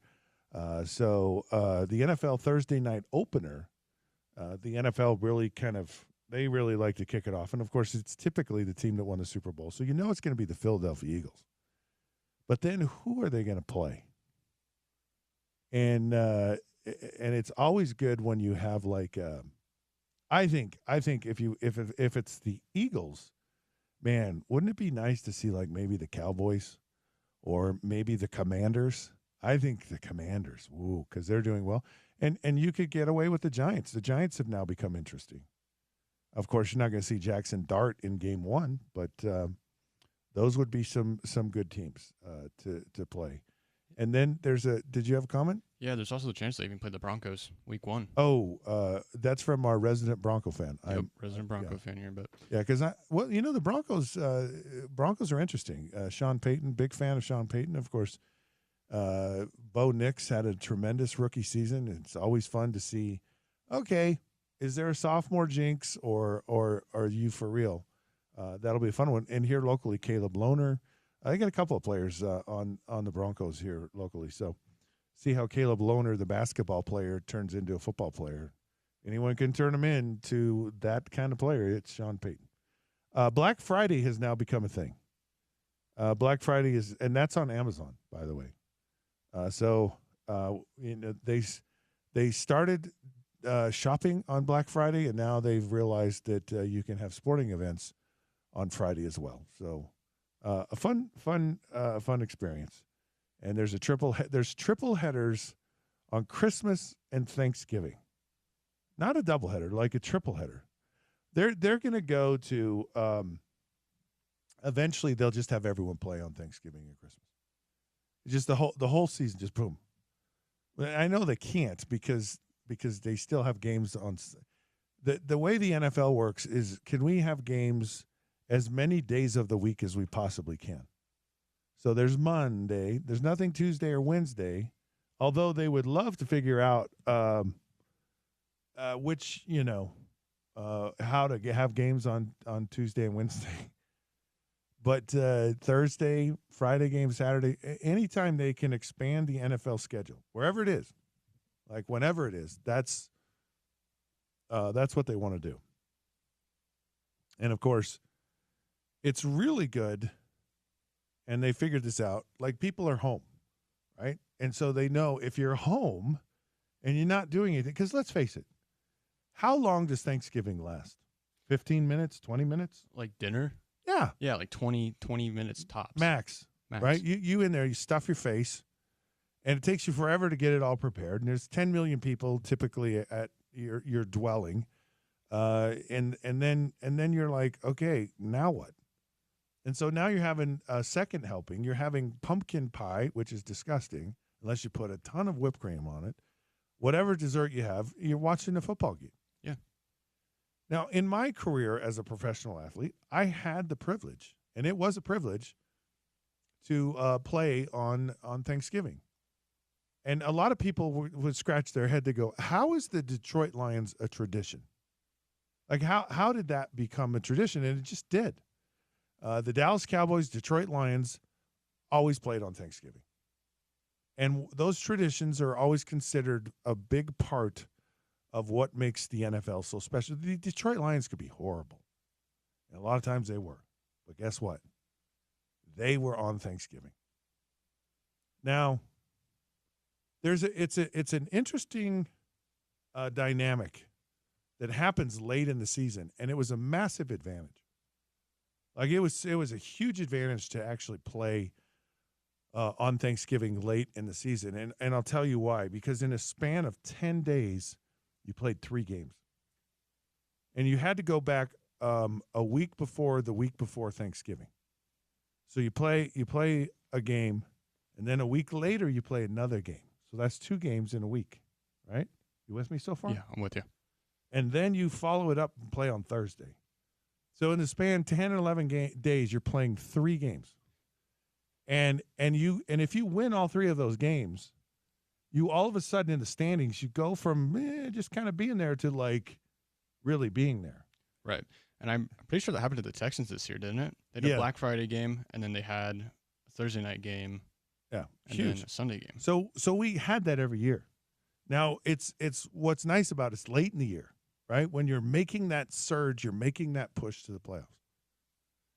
And we always focused on this. So we were preparing for Thanksgiving way before Thanksgiving.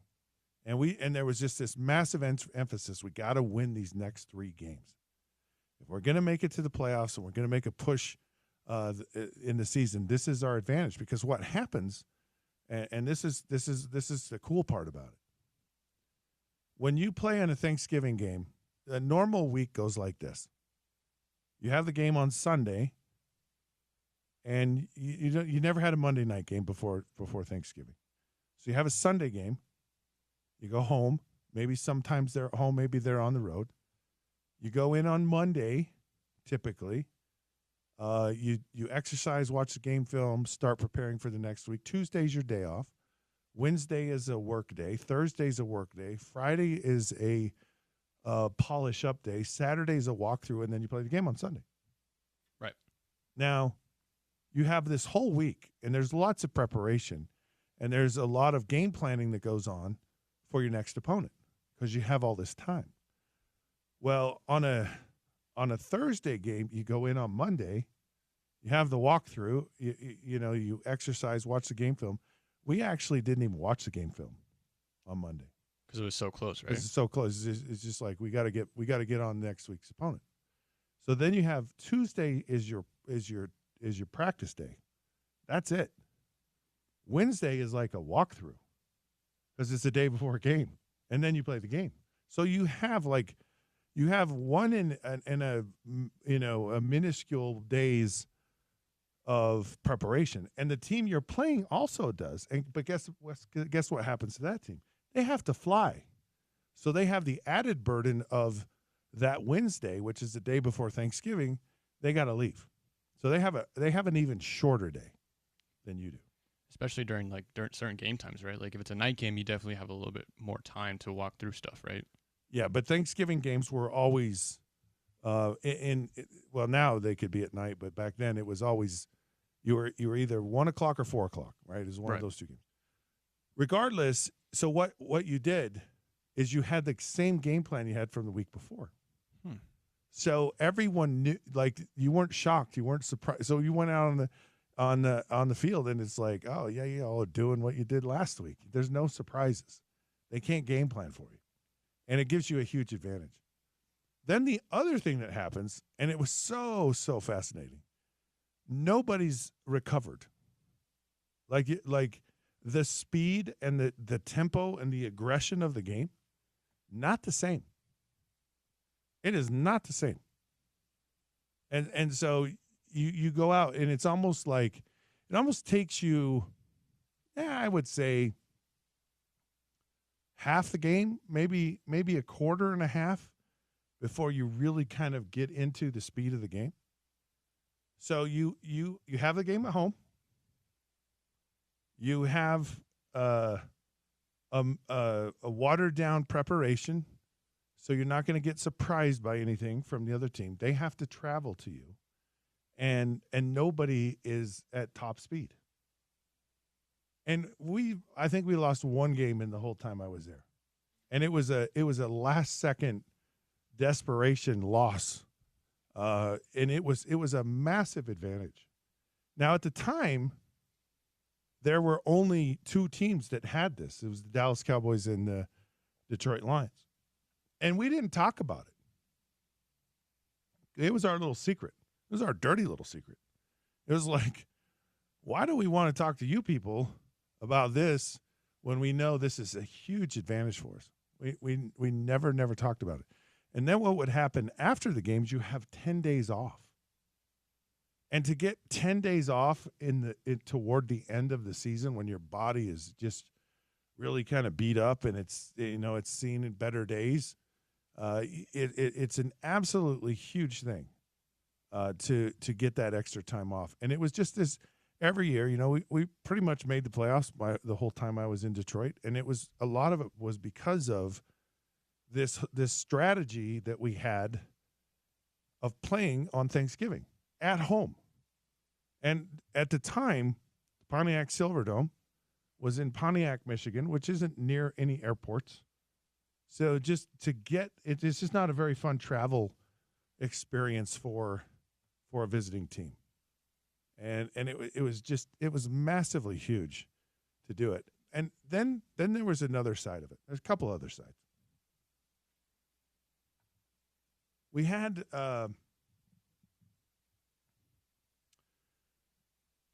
had the attention of America. And there was something about that, and you knew that. Like you knew it was very similar to playing on Monday night. Monday Night Football in my era was awesome. They had the music and you had, the announcers, and you were just like, and you knew that everybody was tuned into Monday Night Football. Now what Monday Night Football is now Sunday Night Football, which I don't know why. And it's fascinating that Sunday Night Football is the highest watched event on all of television, whether it's streamed, whether it's cable, whether it's the local, whether it's satellite. Man, this NFL is popular. So you knew when you were playing on Thanksgiving that everybody in America was sitting there with leftovers and a plate of pumpkin pie, and they were tuned in to watch you play. So guess what you did? You put your best foot forward. Like you wanted to put on a show. Like you wanted people to know, oh, yeah. I mean, I to this day still have so many people go, yeah, man, I remember when you played on Thanksgiving game. And having that where you were out in the public eye, and a normal NFL game has a large audience, but it's nothing like a primetime game or a holiday game. Nothing like Thanksgiving. And then this is kind of the last part of it. And it's a thing. This is a real thing. You got a turkey leg. And you sit there and you go, because the game's going on. And you don't know where that turkey leg has been.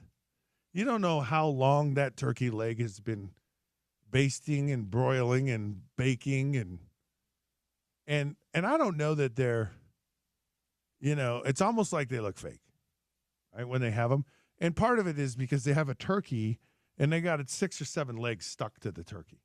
And then, of course, John Madden had his whole, turducken, right? Mm-hmm. Which I thought was stupid, by the way. It's like they try to be a little too clever. And who wants a duck? Yeah. I mean, I love duck. Don't get me wrong, it's good. But a duck and a turkey put together, that's not a good thing. It's like basically a mini turkey. Well, so whenever anyone tries to, combine meats together, that's called processed. Right. That's called a hot dog. That's called Spam. Spam, by the way, is very expensive. It is. Do you like Spam? Sometimes yes and no. It's kind of funny you mentioned that. Oh, okay. Why is it funny? Parents were in Hawaii a couple weeks ago. Uh-huh. Spam sushi roll. I'm like, did you have it? no, I wasn't there. But Did they have it? yeah, they did. Would they send you a picture? Oh yeah. Because I don't like Spam sushi rolls. No, I don't either. And I'm a sushi chef too. Like that's my other gig. Oh, no way. Yeah. So like, Well, I'm like, Zach, why did you not tell me this until almost the show's over? Because I am a sushi connoisseur. Where are you a sushi chef? up in Park City. Really? Mhm. Where? Blind Dog. Is it good? Oh yeah. Just haven't been working there a lot, but Well, just because it's shoulder season. What's the secret to being a good sushi chef? Is there really a truth to how you cut the sushi, like the fish and the grain, and is there an art to that? Kinda. You could say like plating can be an art. Sushi is pretty plated, like Right. relatively beautiful and like an art. And repetition does help too. That's how you get better and better at it. And then it's like learning how to do these certain cuts of getting this loin of the fish or Right. getting a bar of fish. That's what we call it. Ooh, a bar. Yeah. So like it's kind of like just a little rectangle of a bar sometimes. But it's definitely repetitive practice. That's how you kind of do it. What's your favorite sushi roll? Ooh. I do have my own, but Oh, you have your own roll? I'm trying to get it on the menu. Is it like not on the menu? Yeah. Oh, can you talk about it, or is it like a secret? Probably secret. I'll tell you later. Okay, I respect that. By the way, man holds his secrets to his sushi rolls. I do. Anyway, so you have this turducken. I never had the turducken, but I didn't really care for it. And it was John Madden, like Pat Summerall and John Madden calling your Thanksgiving game. That is not there. There is nothing that isn't more iconic in the entire world than having that experience.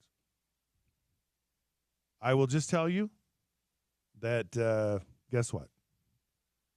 The turkey was really good. Well, good. It was actually really good. And it's kind of weird because you're in your uniform, you got this little thing on, and you try it and you go, whoa, that's pretty good. But then they want to talk to you. And you're like, well, no, I don't really want to talk to you. I want to eat the turkey here.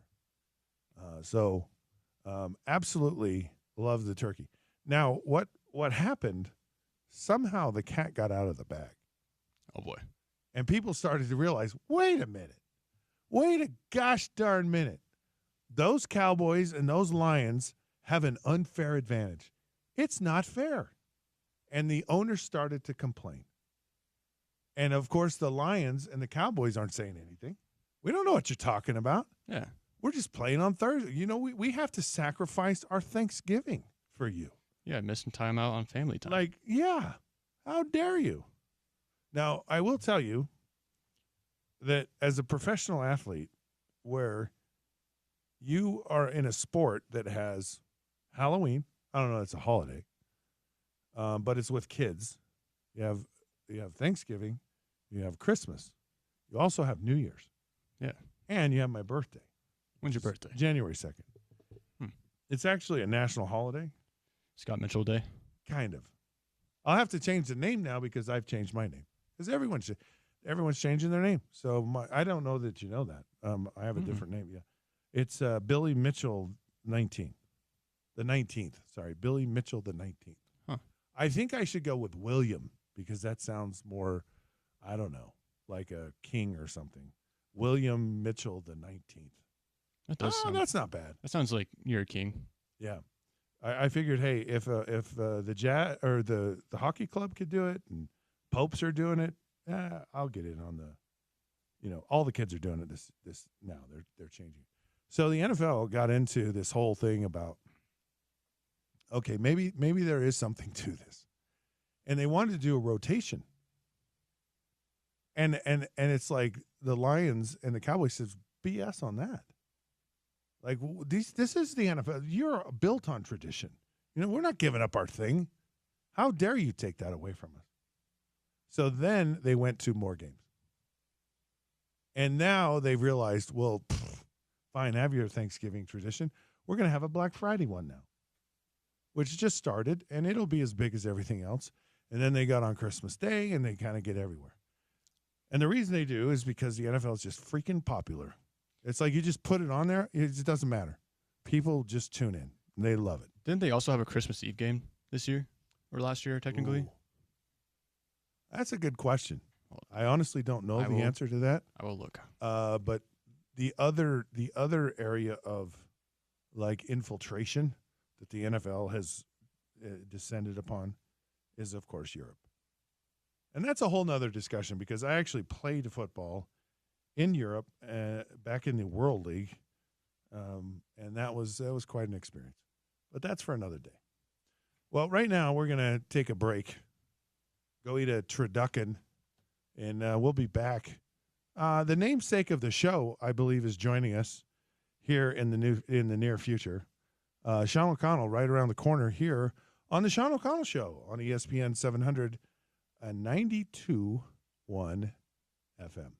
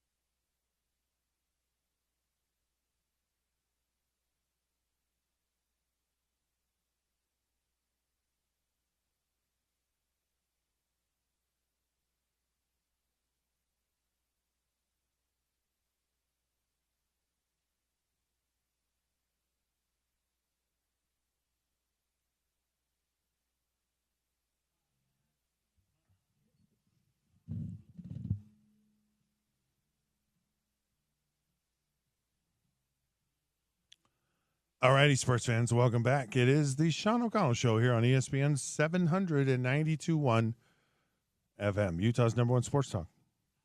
I'm Scott Mitchell, filling in for Sean, who is far, far away. We may or may not hear from Sean here. We were told that we would. Either way, it is totally fine. It's ESPN 792.1 FM's Festival of Tees, powered by the Utah Golf Association and brought to you by Mountain America Credit Union. Each day, we're giving away free rounds of golf from the best courses in the state and beyond. Listen to Down and Dirty with Scott Mitchell. That's me from 10 to 11. The Sean O'Connell Show from 11 to 2. And The Drive with Spence Checketts from 2 to 6 for your chance to win. Today, we have 18 holes of golf at Mountain Dell. We'll be giving those away in topical trivia coming up in about 20 minutes. Anyway, so that's exciting. We love to give things away. It's Friday. It's Fantastic Friday. It's Fun Friday. It's Football Friday. According to Thurl Bailey, it's also Basketball Friday. He's got a fun event coming up here June 6th and 7th, the Jam Fest. So very cool stuff. All right. Interesting thing happening with the Boston Red Sox. Rafael Devers tells the Red Sox he will not move to first base. Of course, Devers is the Red Sox designated hitter, and he's not interested in another position switch. I think this is, I don't know, it's just kind of a funny thing. Every time I hear stuff like this, I always think of Moneyball.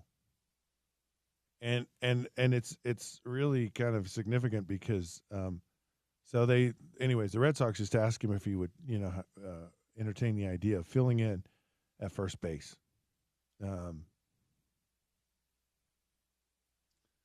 So he just didn't feel like moving from third to first and then being the DH and doing all of those things was a good thing.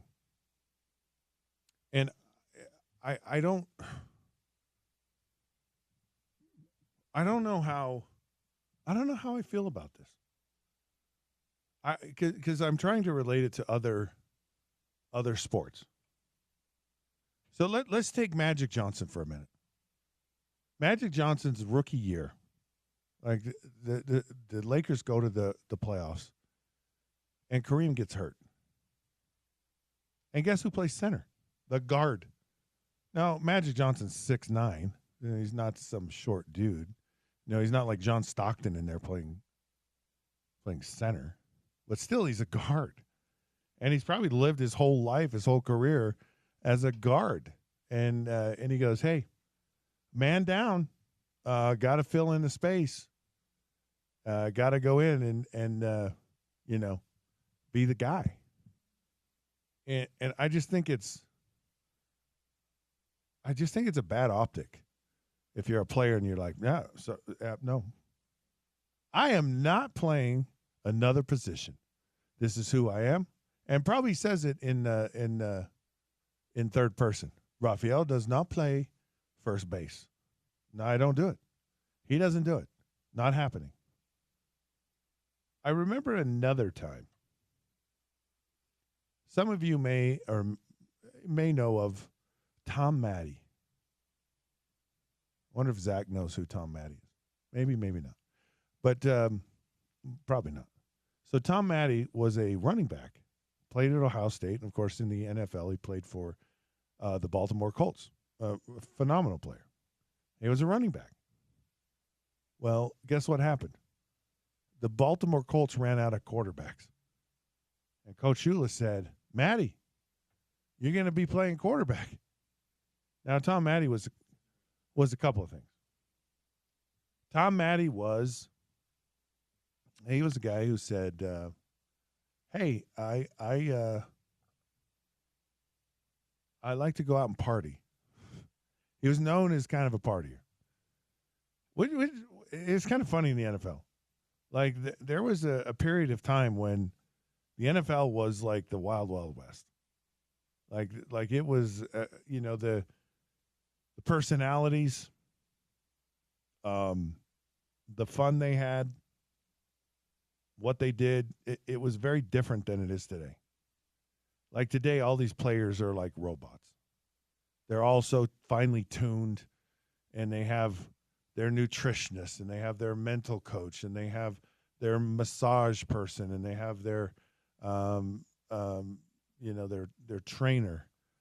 They have there's like a trainer, like a weight trainer, but then there's also a position, like someone who, like a technical, like a position coach, and so everyone, and then they have their whole team. They have their accountant, and they have their agent, and they have their financial planner, and they have their promotion, their PR director, and each player's a big business. But back when Tom Matte played, he's like, man, I'm going out. So Coach Shula said, no, you're not. And Coach Shula moved in with Tom Matte. So imagine this. You're a Hall of Fame coach. You don't have a quarterback. And you go, all right, what are we going to do? We'll get Matte to play quarterback. And so Tom Matte is so he goes and so he doesn't know how to play quarterback in the NFL of all places. I mean, think about that. It would be like saying, Emmitt Smith, we want you to play quarterback this week for Trey Aikman. Or Saquon Barkley, we want you to play quarterback for Jalen Hurts and the Super Bowl, by the way. Anyways, Shula moves in with him, and he basically wears him out. He puts sticky notes all over the house with all the plays on it. And Tom Matte played, and they won. So, Rafael Devers, go play first base for your team, please. Hey, joining us on the program, the Sean O'Connell Show is none other than Sean O'Connell. I love to say that, by the way. It's my favorite part of the show, welcoming the namesake and the host of the show to his own show. Sean, how are you, and where are you? I am in Belfast, Northern Ireland right now at a fancy restaurant, dining with PFL sponsors. And nice. Yeah, it's a very difficult lifestyle at the moment. Yeah, it's a rough one. I thought I saw in the rundown it was Belfast. I thought that was Idaho. Belfast, Idaho, but it's Northern Ireland. Okay, I see. Tell me about the fights and what's going on there with the PFL in Belfast. Well, it's a huge show. Paul Hughes, who's an emerging star in the sport and maybe one of the biggest stars we have on the PFL roster, is from Belfast. Oh, nice. And this is it's his first fight on home soil in like 8 years or something. Wow. And he's sold out the arena, and it's just a bunch of people that are really thrilled about their guy coming back and fighting. Kind of like SSE Arena is their Delta Center effectively, and he sold it out, and he made a big point about taking a fight that he doesn't really need to take. He's next in line for a title rematch, and this one's not for the belt, but he wanted to stay active. He wanted to fight. He wanted to fight, especially in front of his home fans. And so he took this one. It's pretty cool. I don't know if I should tell you this, but I'm going to the bare knuckle fight. Oh, heck yeah. Tomorrow. I have VIP tickets. So you're going to enjoy that. Our guy Ben Moa, former Ute, is fighting on that. Oh, okay. Oh, well, that'll be fun. I got to go watch that. You remember? I'm sure you're. I mean, you got former Ute, former Dolphin Ben Moa, so you got a couple of different connections. Yes, we're almost relatives because of that. Yeah, I'm sorry to be missing that. A couple of guys from my gym are fighting on it. Dan Gardner, who's a friend of mine, is fighting on that, and obviously Ben Moa as well. So it's a different thing, obviously a different sport than MMA, but I think even bare knuckle has its place, and you should have a good time. Yeah, looking forward to it. So, should be a lot of fun. Cam Rising has announced his retirement. What are your thoughts about Cam and that he's officially done? Well, it's unfortunate that it came to an end like that for Cam. You don't want to see the game taken away from someone who certainly has the talent to play it at a higher level. And I don't know if Cam ever would have been an NFL starter. Right. But I think he would have been, he had an opportunity in my mind, my inexpert opinion, to be like at least a Gardner Minshew type player in the NFL, and maybe something better, maybe not quite that good, who knows? But it's pretty unfair, and life is unfair, but it's pretty unfair that he doesn't even get to see kind of where he fits. And there's obviously the UFL as an opportunity now for people if he knows something he wanted to pursue.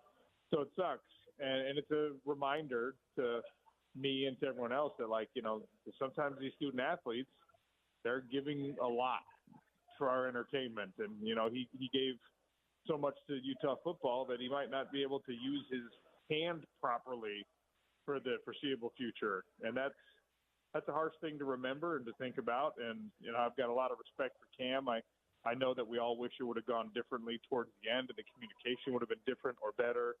But I don't think that blame falls all on Cam.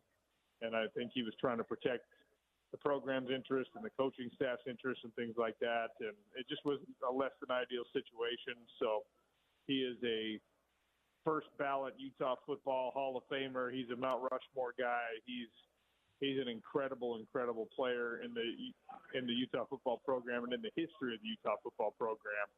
So I have an immense amount of respect for Cam, and I wish him well with whatever he wants to do moving forward. And hopefully, if he still loves football, hopefully that means something that we get to see and get to watch. I hope this whole situation didn't take his love for the game away from him. Yeah, he was an incredible player, and he changed the whole dynamic of things, and was such a huge catalyst in Utah winning 2 Pac-12 championships and going to 2 Rose Bowls, and that was just unheard of in the program up until Cam Rising really went up under center or in shotgun, wherever he ends up. But sad to see that end and to see that over for sure. I don't know that you know this, Sean, but I actually changed my name. It's William Mitchell the 19th. I figured, hey, we got a new pope. He changed his name to Leo. We've got the Utah Mammoth now. They changed their name from the Utah Hockey Club. Did you, in the foreseeable future, see yourself changing your name? Now that you're doing it, I might have to jump on that bandwagon just to try to keep up, get a little bit fancier. But what do we call the show then? Because we already kind of spent some time trying to establish the show as the Sean O'Connell Show. So I don't know if I could switch it up too much. Just add some Roman numerals at the end. That's all you have to do. That's not a bad idea. Yeah, just the Sean O'Connell Show, the third. Class it up a little bit. Perfect. Have it. That would make it so much more classy. Yeah, you're right. Yeah. An American Pope. Like, I grew up Catholic, and right. My family, most of my family is still very Catholic, and so that's big news. It's huge news, and hopefully the Pope can help usher in a more peaceful era in the world, because he's a man of very, very considerable influence. So my fingers are crossed for that. Yeah. So the Mammoth, of course, it's official now. You like the name? You like the logo? How do you feel about that? Love the name, like the logo. The logo, I think, could have been slightly better, but they made some tweaks after they had that initial logo as the one you could vote on, and right. They made some slight improvements there. I still think there would be room for a little bit of improvement, but I'm happy with it. And the name I'm overjoyed with, and just the fact that we have like a unique team name, something that we could bite down on. I think it's better than Utah Hockey Club, and I think it's better than Outlaws would have been. And when we were given our finalist options, that was the one that I wanted. So I know there are other people who don't feel that way, but I'm definitely into it. I'm a huge prehistoric life nerd. I love dinosaurs. I love Pleistocene life. I love mammoths. I love, woolly bison or woolly rhinos. I love the saber-toothed cats, the ground sloths, all that kind of stuff. So I think it's really cool. And the only thing I don't like about it is for many years, I've been trying to acquire a mammoth tusk. Oh. Because there's a lot of them coming out of the permafrost in Alaska and in Siberia and places like that. And now that this is just going to further popularize mammoths and make those things more expensive. And they're already too expensive for me. See, I feel smarter now with the mammoth name because I didn't realize there were so many mammoths in Utah. Apparently there are a lot. I did not know that. And so I got quite an education from Ryan and Ashley Smith on all of their videos and discussions about why mammoths are such an important part of the history of Utah. So I like the logo, and I feel a lot smarter with it. Are we going to do the airing of grievances? Do you have a grievance that you'd like to share with us, Sean? I have a minor grievance. Okay. That, I'm over here in Belfast. Right. And it's part of the British Empire, obviously. Northern Ireland is considered part of the United Kingdom. And one of the strange things that I don't know why we decided on this in the United States instead of what the Brits did, maybe because of the whole Boston Tea Party thing. But my grievance is like that in America, we settled on being a coffee culture. I don't like coffee. I like tea, though. And in England, there's tea everywhere. There's tea, there's tea in your hotel room. There's tea, you can get a cuppa wherever you want. And tea is like free, basically. They just hand you tea. And my grievance is the fact that we somehow separated from that. Because I love tea and I don't love coffee. Coffee is the thing that we bit down on as an American society. And I'm not into that. And I know I'm probably preaching to the wrong choir in Utah because people are like, I don't like tea or coffee. But, tea over coffee, and somehow in America we settled on coffee. I don't like that. Well, we are a rough country, and they are much more refined in the British Isles, and they even have a tea time. I mean, we have a tea time. I have a tea time at 8:40 in the morning, but not that kind of tea. So, yeah, and I understand the tea's good. Never had it, but I guess it's a big deal. So, delightful. Yes. Well, I have a short grievance, if I could indulge you for a moment. Yeah, let's hear it. And it was the other day, and I got thinking about this, and I went on a massive tangent, and now I'm just really mad about it. My grievance is with eye black. I hate it. It's like it's like fingernails on a chalkboard to me. You sweat and it just runs. And now you have Jackson Dart, who I don't know if he did this on purpose, if he got drunk and did it. I have no idea, but he now goes like down his face, through his eye, and into his cheek.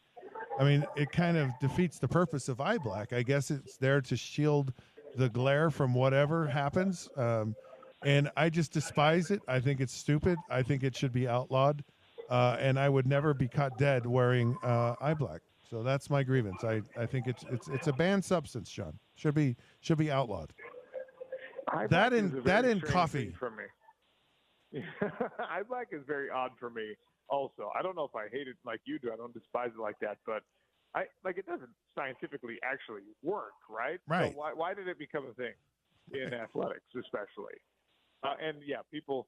Isaac Asiata, who's back on the staff up at the University of Utah. You remember he would do the full Ultimate Warrior face paint with the eye black. Yeah, that's a lot, man. He's going to come on and he's going to air a grievance with your grievance. It's going to be a double grievance. Yeah. He's gonna negate my grievance by telling everyone how wonderful eye black is. All right, Sean, we'll let you get back to your fancy dinner. Hope you get some tea. Appreciate you tuning in for a bit, and have fun and be safe. All right, thanks for holding it down. Everyone have a great Mother's Day weekend, and we'll be back on Monday. All righty, there it is. Sean O'Connell from the Sean O'Connell Show joins us from Belfast, Ireland. That's not Idaho, it's Ireland, and it's Northern Ireland, by the way. When we come back, we got a little topical trivia to wrap up this show here on the Sean O'Connell Show on ESPN 792.1 FM.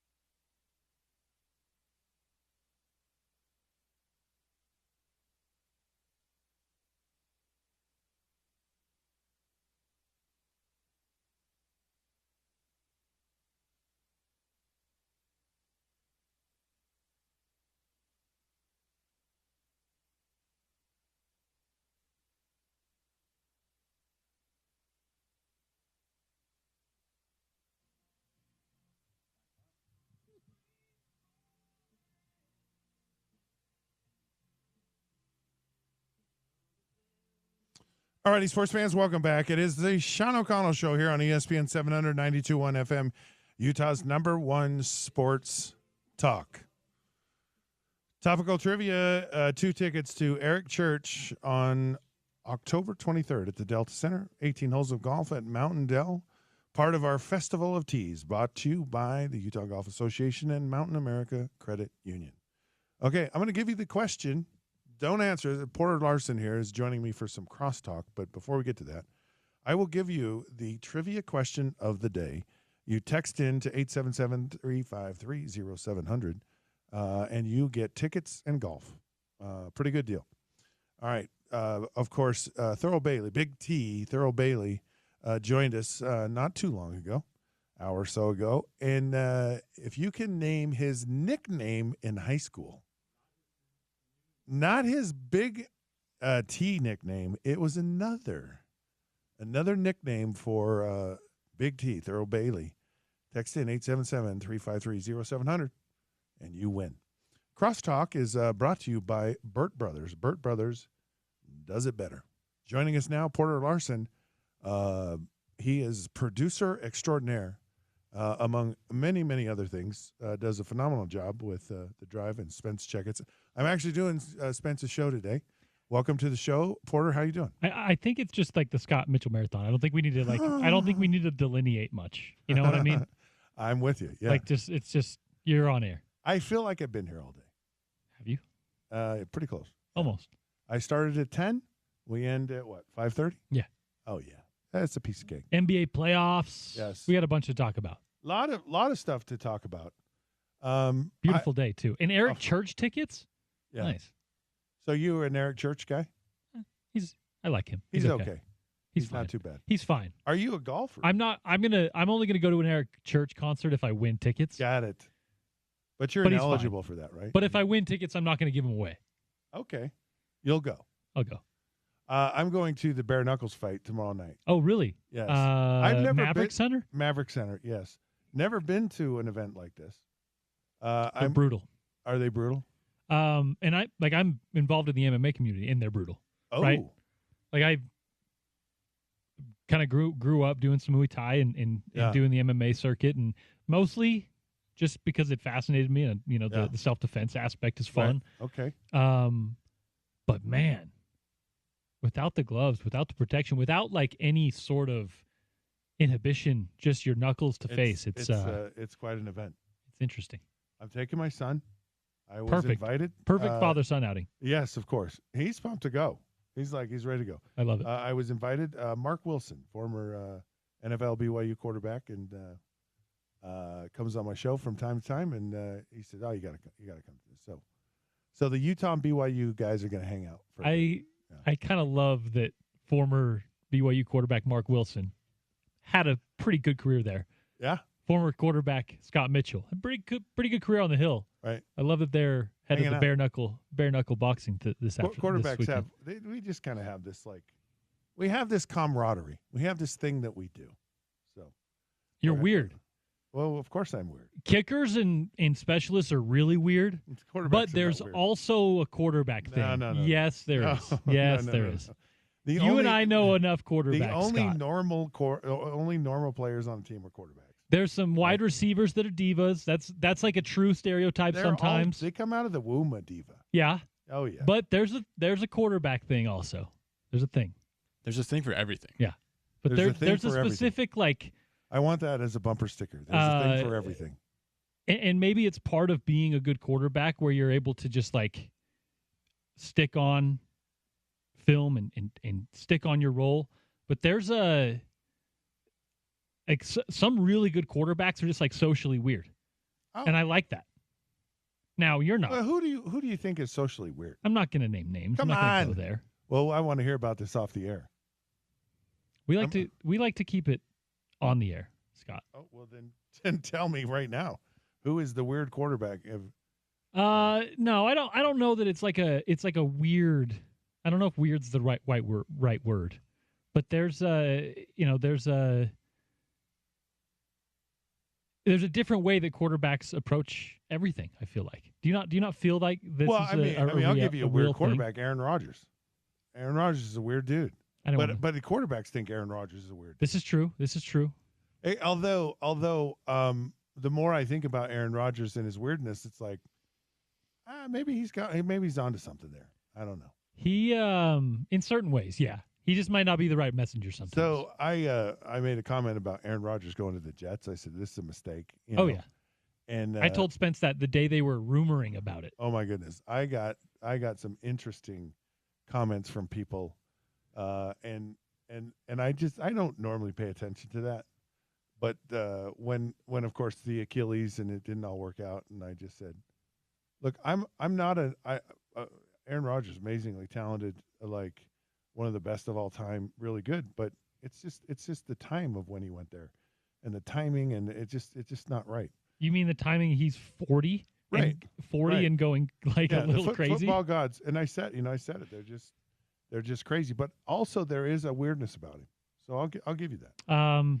I will give you the weirdness. Jim McMahon, he was cool, but he was also pretty weird. Okay, so Jim McMahon, I think, is the funniest human being I've ever met in my life. Well, no, the funniest was a guy named Tony Siragusa. You know Tony Siragusa? I know was who. a defensive I know Goose tackle. from he's funny broadcasting mostly. Right. Yeah. I know he was a really good football player, Yeah. but I don't like it when I found out that Goose was a awesome defensive tackle. It was like, what? Right. Because he's the silly guy on TV. Right. Yeah. Yeah. I think he's even been on episode. He passed away a few years ago. Yeah, he did. Yeah, which was really sad. We were teammates together. Funny guy. I mean, he's the funniest guy. But Jim McMahon, he's right there. Jim McMahon's a great storyteller. But yeah, okay, McMahon's a little weird. I'll give you a guy who's weird. If we're gonna put this on the air, a guy to me I think is a little weird. Steve Young. Yeah, I think he's How so? He's just a little different. We've had Steve Young on the show. Yeah, he's very reserved, very and very intellectual, and kind of he describes things very differently than most quarterbacks. He sees the world differently than most quarterbacks. Maybe he has a higher calling, Scott. Why are we? Is that what you're getting at? No, I don't know that it's a higher call. I don't know what it is. It might be with that guy. It's possible. I don't know. He has a certain lineage. I mean, lineage. Who goes to law school in the offseason as a football player? Like, how many guys do that? Weird quarterbacks and Mike Leach. Yeah, and Mike Leach. If there's a guy that I ever want to hang out with, it would be Mike Leach. In fact, I had made plans. I have bad news for you. No, I know what happened. Because I had plans. I was just gonna go hang out with him for like a week or so, and I just wanted to pick his brain. Yeah. And then of course he passed away. So. Super Why is fascinating. it that everyone I like and know and they all pass away? Well, you're getting old, Scott Mitchell. Does that mean? What does that say about me? You're halfway to 100 and something. I think you're getting up there. I wonder if I'm having I wonder if I have a midlife crisis. How old are you? I just turned 30. Oh, so you're young. Yeah, before I was 30, I thought 30 was old, and that's kind of what I thought. And then the day I turned 30, I'm like, I'm young. I know it's not a big deal. I mean, I'm 57. I'm so young. 57. So am I 27 years older than you? Yeah. I did the math right on the air. That's I remember hearing about you when I was like a baby. Yeah. Yeah, you were slinging it around Rice Eccles. Yeah. My family are Ute fans. Okay. Grew up, watching some Scott Mitchell. That was a fun time back in the day. All right, well, let's shut down this show, and then we'll start a new one. How about we do that? You and I? Yeah, why not? Okay. All right, this has been the Sean O'Connell Show. Thanks for joining us, Porter. Really appreciate it. Thank you, Zach, for pushing all the buttons and being here today. And thanks to all of you for listening and tuning in. And, of course, to all of our guests. This has been the Sean O'Connell Show here on ESPN 700, 92.1 FM.